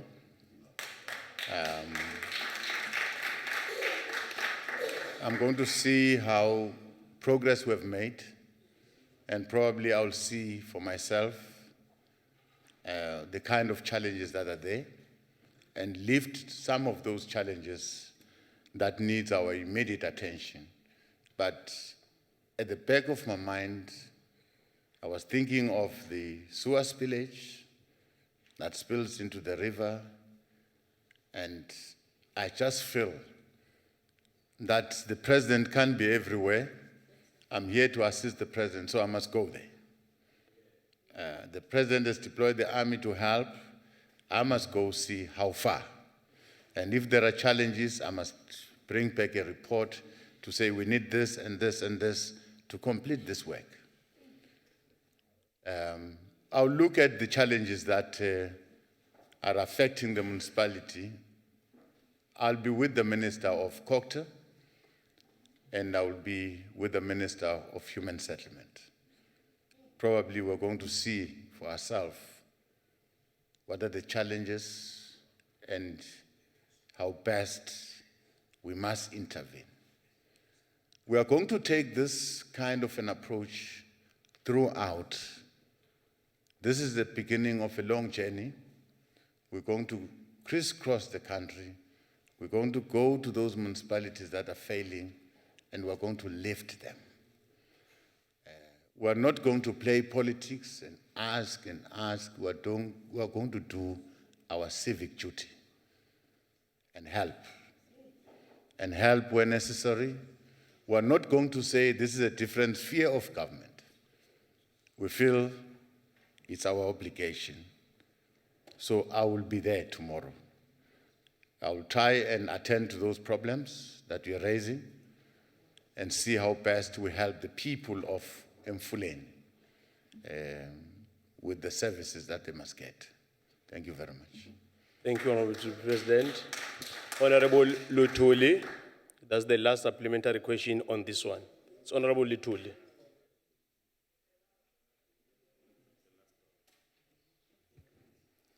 Ngibonge.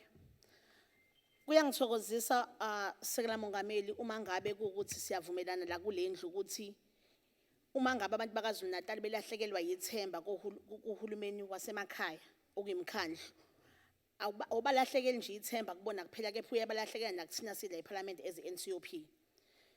Ngoba uma ngabe umbiko ka-Auditor General uveza ukuthi emkhandlweni u54 KZN uwodwa kuphela othola i-clean audit. And kunemkhandlu eminingi engene under administration sibala ondumeni sibala umsunduza sibala ojozeni singabala bonke but asinaso isikhathi sonke. So kumsebenzi wethu ukuthi sibuyise ithemba kubantu. Umbuzo wami ke kwena Sekela Mongameli ukuthi isiqinisekiso sini ozosisa kubantu bakaZulu Natal ukuthi babuyelwe leli ithemba lokuthi njengoba sanithuma ukuthi niye lapha nisinikeze i-service delivery. Wenzani ke wena Sekela Mongameli ukuthi lemkhandlu le ikwazi ukuthi izimele ingahlezi njalo ithemba ukuthi uhulumeni wesifundazwe nohulumeni kazwelonke uzobatakula njalo mangabe besenkingeni ngoba this administration ungena administration is not assisting abantu phansi on the ground. Ngiyabonga. Honorable Deputy President. Ngiyabonga. Ngicabanga ukuthi ke kuningi okufanele kwenziwe. Kodwa ke angeke sikulahle lo ukuthi abohulumeni laba bathathu njengama spheres wabo kufanele basebenze ngokubambisana. Umasipala kufanele asebenze neprovince no national ngoba sonke siseva abantu.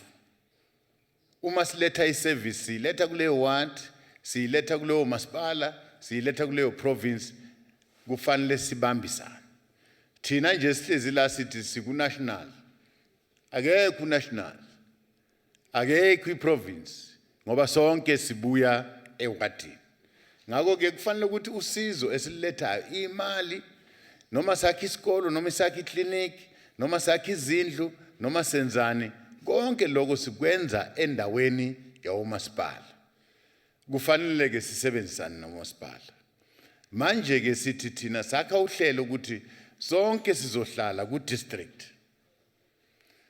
Umasipala uzohlala lapha ku district, district municipality ahlale, iprovince ihlale, national ahlale. Uhlelo olusha lolo. Sifuna ukuthi wonke amaplan ayokwenzeka lapha yana kumasipala. Ayokwenza national, ayokwenza iprovince, ayokwenza umasipala siwahlanganise. Sazi ukuthi ubani wenzani ngasiphi isikhathi futhi uma umuntu eshilo ukuthi hayi thina siyofaka amanzi omunye athi hayi thina siyokwakha izindlu omunye athi hayi ngizokwakha isikole sifuna ukuthi lezo zinto zilandelwe ukuthi ziyaphela ziyaqalwa futhi kufanele ziphele ngoba sonke siyobe sihlezi kanye. Kubalekile ukuthi abomasipala bakwazi ukuqasha abantu abalungele umsebenzi. Siyaphela isikhathi ke ukuthi siyoqashana ngobungani. Ngoba ke kufanele senze lo msebenzi. Uma siqashile kufuna sibone ukuthi ukulungele ukwenza lo msebenzi. Kungako nje each time Auditor General uyacomplaina ukuthi labantu abakhona ukwenza umsebenzi. So ngiyacabanga ke ilunga elihloniphekile le-EFF nalo seliyabona ukuthi hayi nathi singathatha over siphathe umasipala. Kodwa ngifuna ukuthi nani uma nisesendleleni nifuna ukuyophatha umasipala ake nifunde kulabo abahlulekayo. Ngoba ke kukhona lapha nani niphatha kancane khona kodwa ke inkinga zikhona anguboni umehluko. Uma ngabe kukhona umehluko besingajabula ukuthi siubone eTshwane ukuthi hayi nani nikhona phela. Siubone nalapha eJohannesburg ukuthi nani nikhona. Niphethe kancane nani. Yebo. Manje ke kufanele sonke sifunde ngoba le inkinga zisiphatha sonke. Nani ziniphethe la niphethe khona. IFP nayo iphethwe inkinga. IANC nayo iphethwe inkinga. Asibhekeni le nkinga, sibheke nabantu bakithi ukuthi balithola usizo. Ngiyabonga. Thank you, Honorable Deputy President. Honorable Deputy President, we come to question number 5, asked by Honorable Labuskaghni. Honorable Smith, in terms of the rule of the NCOP, will be standing in for Honorable Labuskaghni. Honorable Deputy President. Thank you, House Chair. Honorable members will recall that the responses we gave Honorable Member in our previous question and reply session on the same matter on the 12th of March 2019. Same question was asked and we gave a response, and we are going to restate what we said on that day. As government, we are indeed committed in addressing the security of tenure in communal areas. As for this government, we will continue to ensure that all our people in communal areas do have security of tenure. This is a constitutional mandate as stipulated in section 25.6, which talks to the need for security of tenure to those whose tenure is insecure. To give effect to this provision of the Constitution, government is in the process of considering the most appropriate tenure security systems that will be applicable to communal land. This process will be undertaken in consultation with all the people that are affected, including our traditional leaders and communities under these traditional leaders. At this stage, we will not want to preempt the provision of the communal land tenure bill that is being discussed, that is being processed at the moment.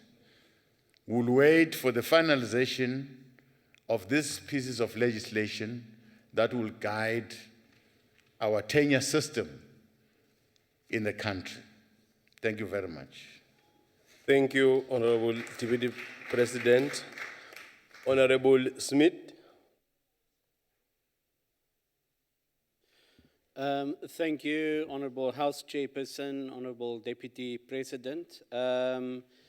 As you said a few questions back where you mentioned dignity, and I said title to the property where people stand is dignity for the people. And this is what it's all about.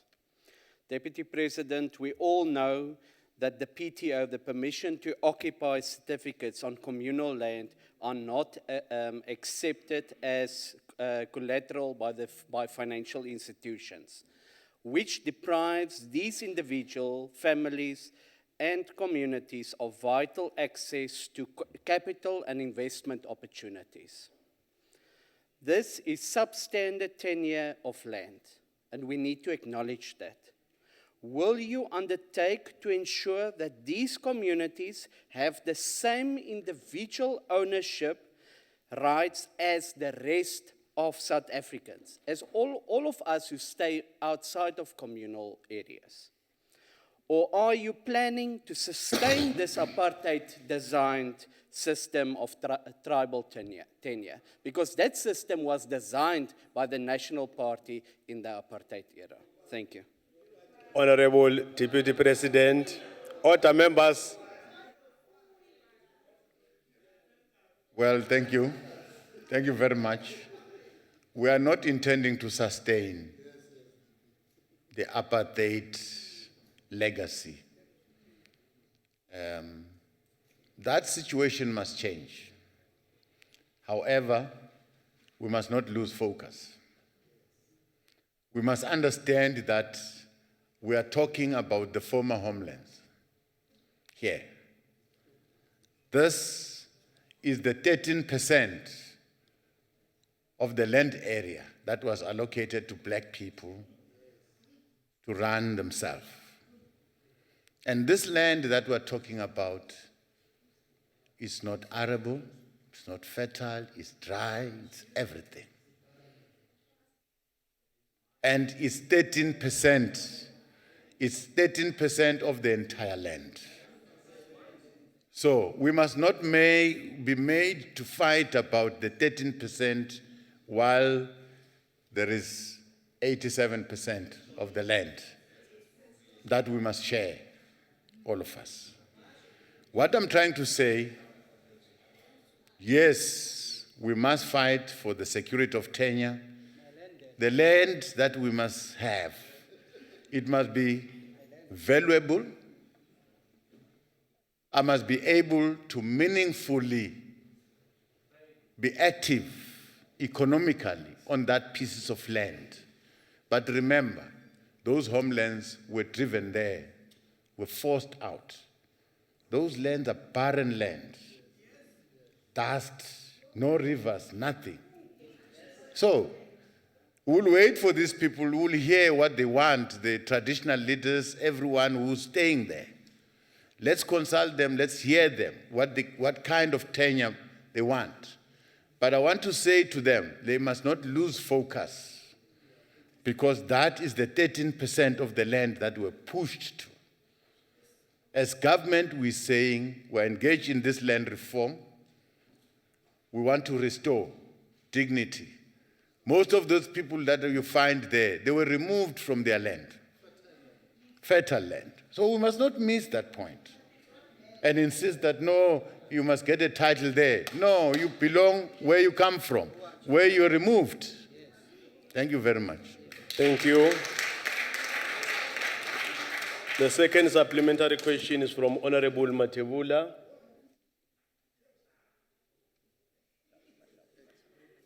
Deputy President, tanihi murhangeri wa mfumo, mi va nyika rini vaakatiko va Afrika-Dzonga misava leswaku va ta kota ku pfuneka eka tlhelo ra swa timali na ku nghenelela eka timhaka ta ikhonomi. Well, I think I would say I've heard that when are we giving people land? Yes. Is that the question? Yes, when are you giving back the Africans their land so that they can participate in the economy? Yes. Yes. I've heard, so I can speak Shanghai a bit. Well, the President has established an interministerial committee that I'm chairing that is handling land reform. We've made some progress. What we have done, we've looked at all the land that is in the hands of the state, whether national government, public entities, provincial government, municipalities. But for now, we have started with land that is owned by national government and its entities, departments. And we're saying this land must be redistributed to the people. This land must be utilized.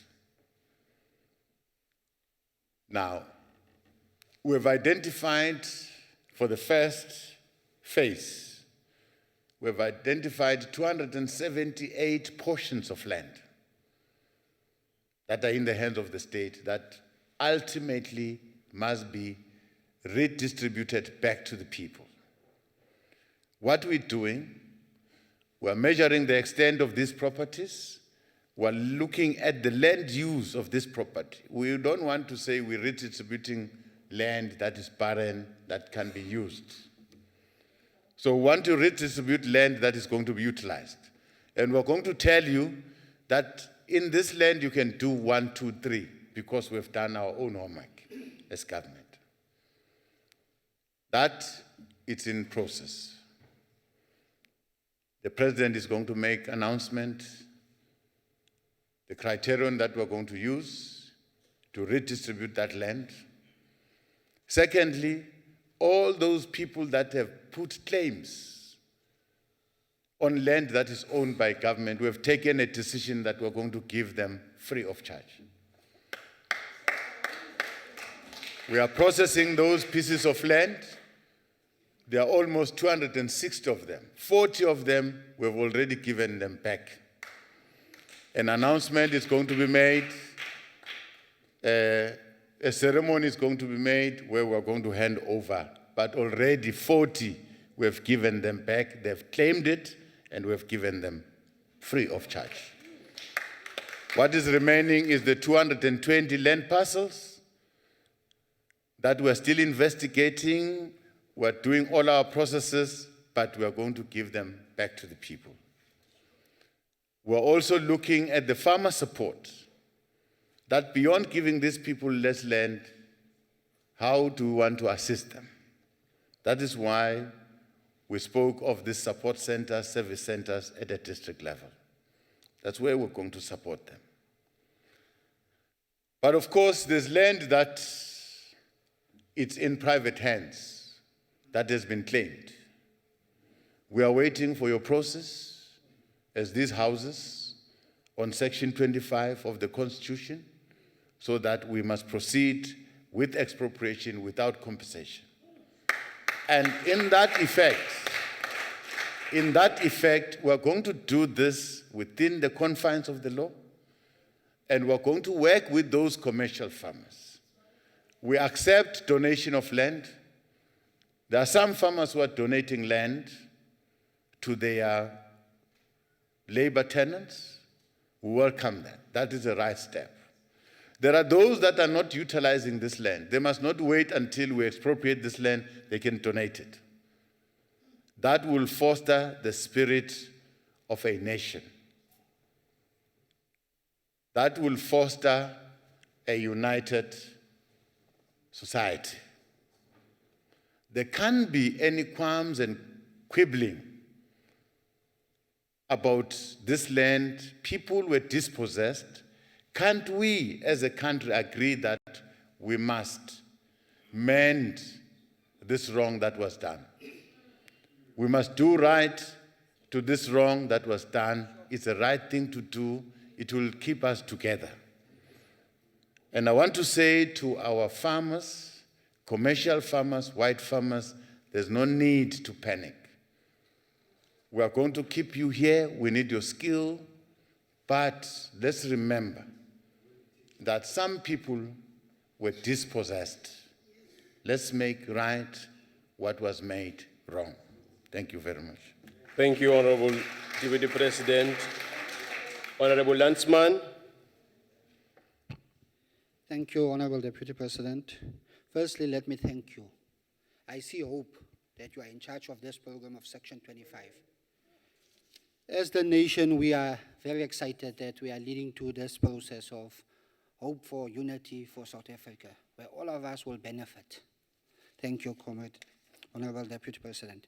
In the Western Cape, especially in Cape Metro, we can see two cities, one for the rich and one for the poor. The land question is not only an agricultural land problem, but it also relates to urban and very urban land ownership. What progress are we making in the speeding up of transfer of title deeds, long-term and tradable leases to eligible beneficiaries of land reform, including those who occupy land already procured from the land reform purposes, especially in urban and very urban areas? My surname is Landsman without land.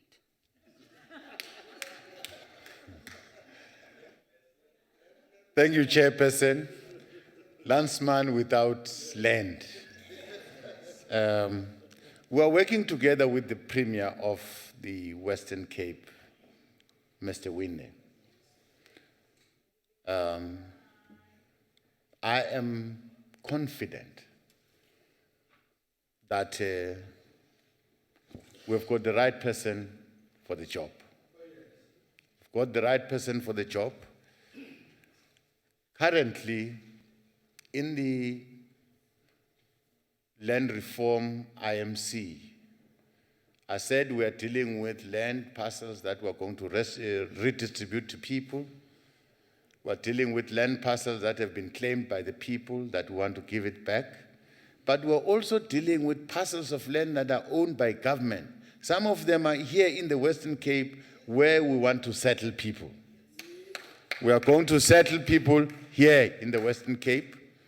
We've been assisted by the Department of Public Works.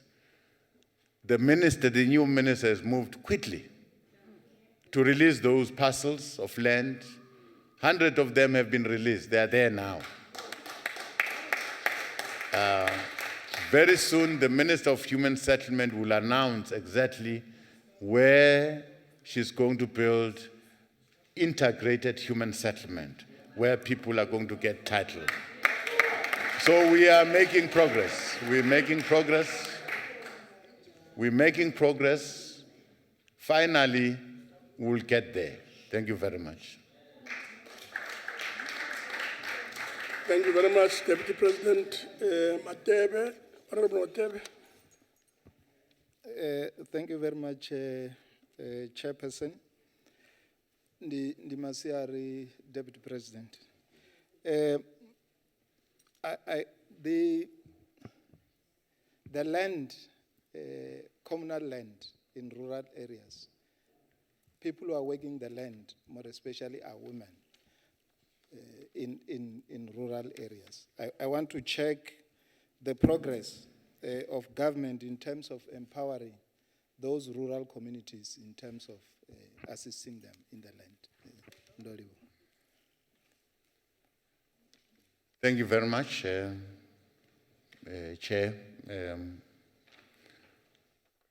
The land parcels that we've identified, the 278 that belong to government, that we meant to redistribute, they account for almost 2.9 million hectares. Now, those pieces of land, we want to identify young people, first, who must enter the sector, agriculture. We want to identify women that must enter the sector and they will be supported to till the land. That is why we say people should not be afraid that this land reform program is going to affect production. In fact, it's going to strengthen production because there will be new entrances that will be supported, that will produce young people and women. Thank you very much.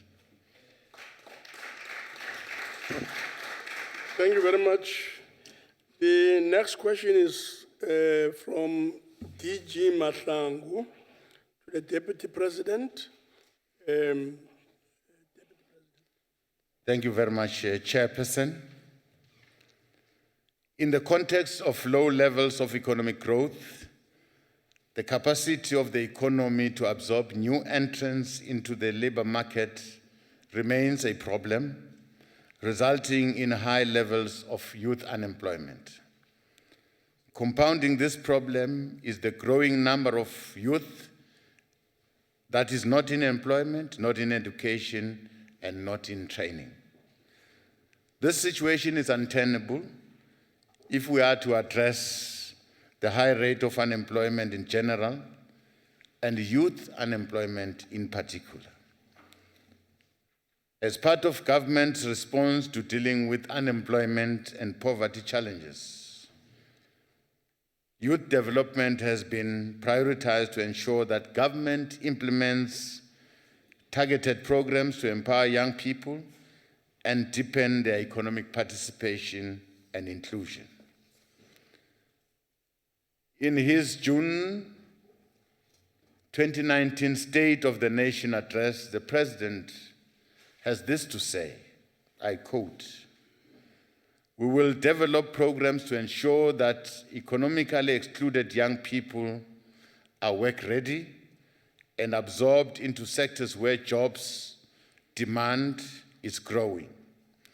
These sectors include global business processing services, agricultural value chains, technical installations, repair and maintenance, and new opportunities provided through the digital economy and the fourth industrial revolution, close quote.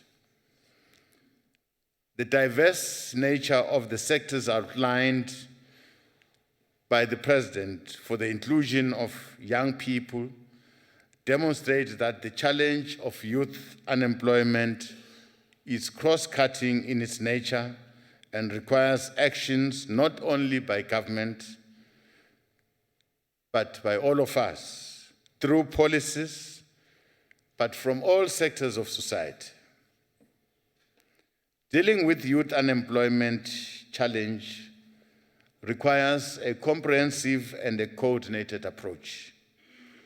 This must take into account opportunities presented by new and growing industries across our economic sectors. In the main, our youth development intervention must focus on quality education and training to provide the relevant and appropriate industry skills that our young people need. Private sector partnership to promote the placement of our young people in employment opportunities with private companies. Supporting youth entrepreneurship through targeted financing of youth-owned enterprises. In respect of education and training, the Human Resource Development Council, which is made out of government, business and labor, community and academic sectors, has prioritized youth development. Its focus is on industry-driven approach to training and skills development that ensure that training and work experiential learning are integrated. The category of youth that are not in employment, not in education, not in training, should be provided with the artisan skills, training opportunities in order to enhance their employment prospects. Across government, a number of programs focus on creating job opportunities for our young people are currently being implemented. The major thrust of these is to provide young youth employment or business opportunities through the placement of unemployed youth in job positions to gain experience. Among some of the key youth employment initiatives are the Youth Employment Service Employment Scheme, which is popularly known as YES. The expanded public works program, TEPO 1 million, that is being piloted in Gauteng, the Harambee Youth Employment Accelerator, as well as the National Youth Development Agency support programs. Thank you very much. My time has expired. Thank you. Thank you very much. Thank you very much. The first supplementary question will come from Honorable DG Mahlangu. Sihlalo ngaphambili sekela mongameli Lotshani ngiyathokoza isikhathi engisitholako. Ngiyathokoza kodwa sekela mongameli ngempendulo onginike yona. Eqalisise kuloku esikwaziko ukuthi kusihlokisa ubuthongo ngamalanga. Ngabantu abatsha abasemakhaya nabantu abantu abatsha abasemalokishini esaziko ukuthi bahlaselwe into esingayibiza ukuthi ubulwele, i-joblessness. Ngiyathokoza ukuthi ku impendulo yakho uya acknowledge begodu uyasitshela ukuthi kunama programs, also referring to what His Excellency President said on the 16th of June ku Youth Day celebration. Ngithokoza kakhulu begodu ukuthi nge-NYDA uyasitshela ukuthi ngimaphi amahlelo namaheho akhona ukuchugulula impilo zabantu abatsha. Ukungezelela kulokhu kwe-NYDA, Honorable Deputy President, is that over and above what we have said, if possible, please indicate the long-term interventions or programs which government has to ensure that our young people are champions in job creations instead of being job seekers. Also, Deputy President, sorry, I'm used to calling you Chairperson, my apology. Yes.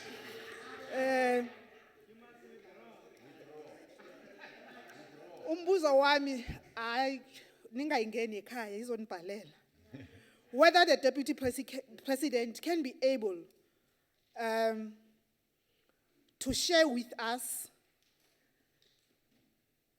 to measure and the mechanisms which are put in place for monitoring and evaluation in the implementation of these programs that you have evaluated, if possible, Honorable Deputy President, because I know that what I might be seeking for you to give, it might need time to come with those plans. Thank you very much. Ngiyathokoza. Thank you very much. Very relevant question, but I must say,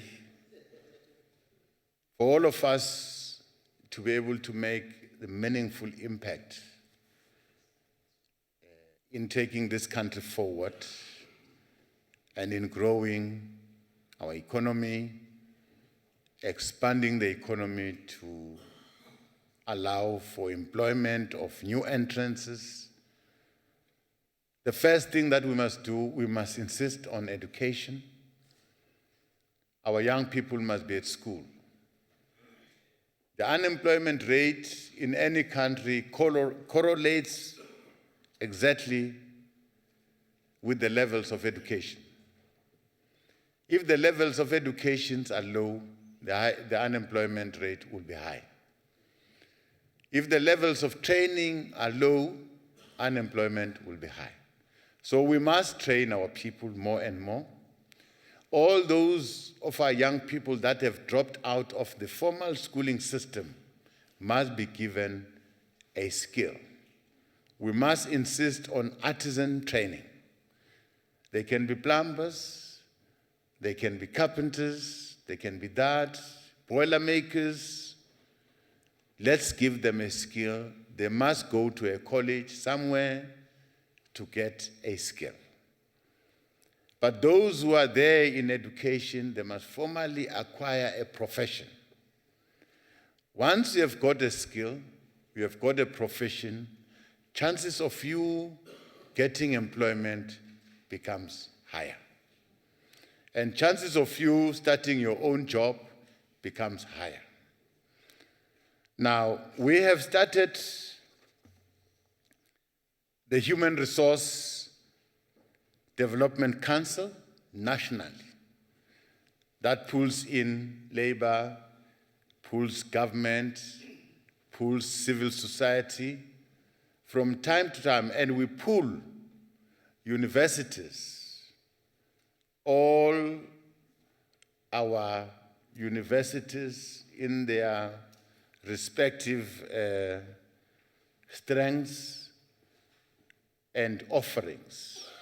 They participate to our Human Resource Development Council so that we mark progress. We must know what we're doing.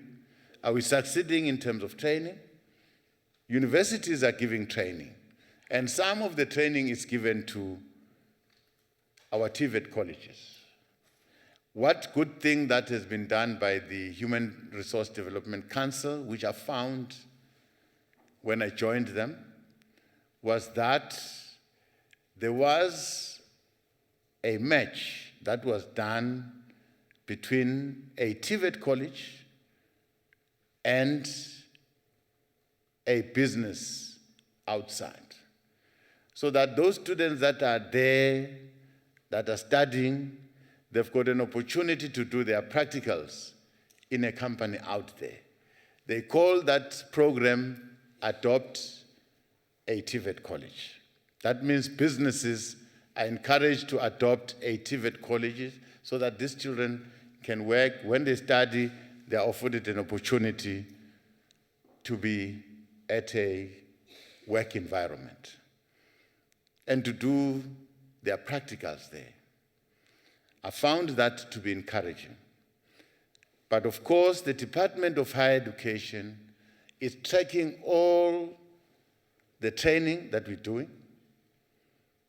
They know all our TVET colleges, all the kinds of training, because you can't train anywhere in the country if you have not been accredited by the Department of Higher Education. You must be accredited in order to train. So we're able to track exactly what's happening, who's doing what, where. Honorable Thank you. Deputy President. Thank you very much. I can see you're looking at me and not very friendly. No. Not very friendly. No, thank you very much. The second supplementary question will come from Honorable Dutoit. The third will come from Honorable Mutsamai. And the last will come from Tim. Thank you, Chair. Thank you, Chair. Deputy President, I'm glad that you're speaking towards the unemployment that we're currently experiencing in the country, and that you mentioned the different initiatives, or a few of the initiatives that there are to assist the youth. The YES initiative is specifically there to uplift and assist the black youth in South Africa. Currently, the white part of the workforce comprise of only 9% of the total workforce, according to Stats SA.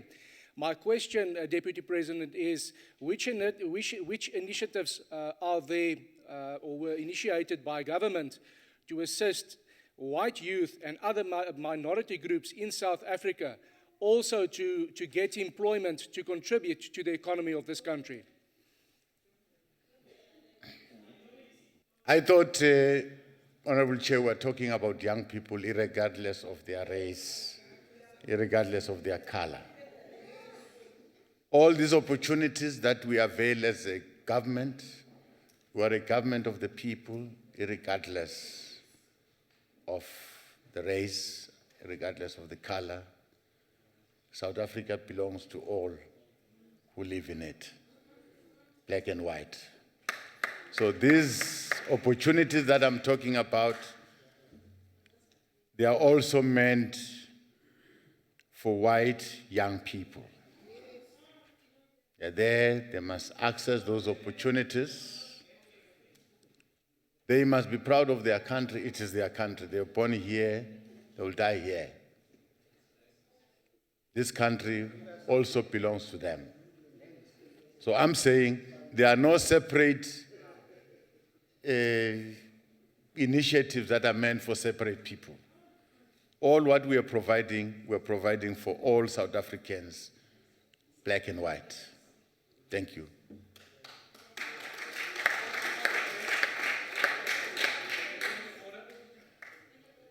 Point of order, yes? Yes. What is the point of order? Chair, I've got a point of order with the Deputy President referring to free for all, and everyone has got equal opportunities. With the Employment Equity Act, the white youth is not allowed to apply for work in South Africa. Please sit down, honorable member. That's not the point of order. The next question will come from Honorable Mutsamai. Thanks, Chairperson. Thanks, Deputy President. Since we have a challenge of high unemployment rate of youth, black youth in this country, particularly the South African black, why doesn't the government give all unemployment youth who want a farmland tractors, seeds, and fertilizers with technical support as part of unemployment eradication strategy for bana ba rona ba bantsho ba ba senang mesebetsi. Thank you very much. Thank you. Deputy President. Thank you very much, Chairperson. We spoke about this when we were talking about our land reform program, that we are going to encourage young people to enter this sector, farming. We are going to encourage women, but we are not going to force farming on our young people. It's only those who are interested in farming that would meet a certain criterion. Some young people don't want to farm. They want to do some things. So there are many sectors. Some want to mine, some want to do this. So it will be up to these young people and what they want to pursue as their careers. Some want to start their own businesses. They are going to be assisted.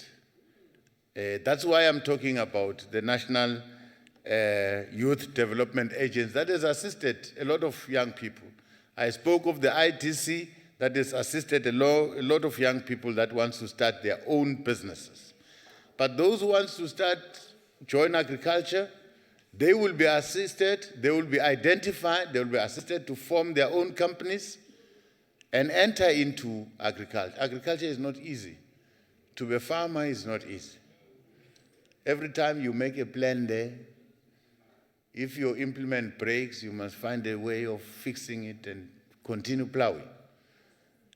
But those who like agriculture, women and young people, will be supported. Well, in terms of our struggle, we were fighting for a united South Africa. And we say at the preamble of our Freedom Charter, those were the concerns of all the people of this country. We said, we are going to struggle. We are going to fight for these freedoms that we want. Freedom of education, freedom of housing, freedom of that, freedom. And all these freedoms, we are going to fight for them, side by side, black and white, until we win our freedom. Now, white people, they are part of this country. They'll be part of this country. We must move forward. We must recognize the foundation that has been created by our forebears, and we must not go back and destroy that foundation. Thank you very much. Thank you very much, Deputy President. Honorable Tim. Thank you, Chair. For a second, I thought I was just Tim. I'm glad you're promoted to be to Honorable Tim. Yeah. We have this long, lovely surname, so I didn't want to spoil that. I know. It's a Viking surname, Chairperson. Mr. Deputy President, youth unemployment is a massive problem, and the unemployment in South Africa at the moment is 56.4% nationally. And you have touched on it, that one of the problems is education and skills. But you will know, Deputy President, that one of the major problems when you go, any young person goes for an interview, is what is your experience? Now, in the Western Cape, we have a thing called the Premier Advancement of Youth Program. It's called PAY, P-A-Y. And what we've done is we've offered work on a stipend basis to 700 matriculants in 2018, which has allowed them to work right throughout the Western Cape governmental structure in various different sectors. And they've picked up, for 1 year, they've been paid a salary, but they most critically have picked up experience, which has enabled them to then enter the job market later. My question to you, Mr. Deputy President, is would you agree with a DA initiative and a DA idea to roll out a voluntary national youth service? So when you leave school, you can work in a government-related sector, whether it's a hospital or on a state farm or in a police station, wherever the case may be, in service of your country for a year, but most critically picking up youth skills. Would you support such an initiative, Mr. Deputy President? Thank you. Thank you very much, Chair. Definitely, it's a good initiative. It's a good initiative because we are looking at everything that we can do as a country to encourage our young people to get work. Now, if there is a budget in the Western Cape that we can employ young people, just give them an experience of how the workplace look like. And they earn a salary, they work, it's a good thing. Now, we think emphasis must be put on the private sector because finally our children must land there. We must encourage the private sector to open up and allow these young people to gain experience. But if government can do it there and there, but it's not sustainable as government. It's not sustainable. It can only be sustainable when they are there in the private sector permanent. That's what I will advise. That is why we're working with the private sector. We rather give that money to the private sector, private company, to employ these children and find a path for them. That after they've gained that experience, probably that company will take one or two of them to employ them permanent, and they refer others to other companies, and they are there permanent. Because finally, the state is not an employment agency. The state must create the conducive environment, must make that environment conducive for our people to get work. But it's a good thing, but we must not probably encourage it. Instead, try and urge your private sector to help. Come in, support the private sector to support our young people. But for now, I'll say it's a good initiative under these circumstances. Thank you very much.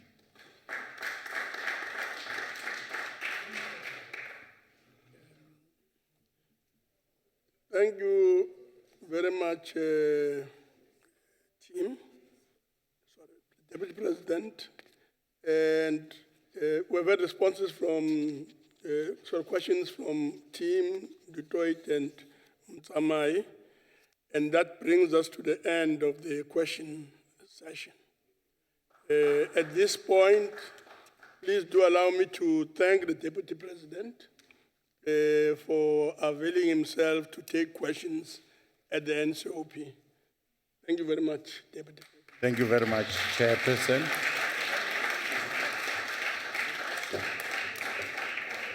That, honorable members, concludes the business of the day. And honorable members are requested to remain standing until the procession has left the House. The House is now adjourned.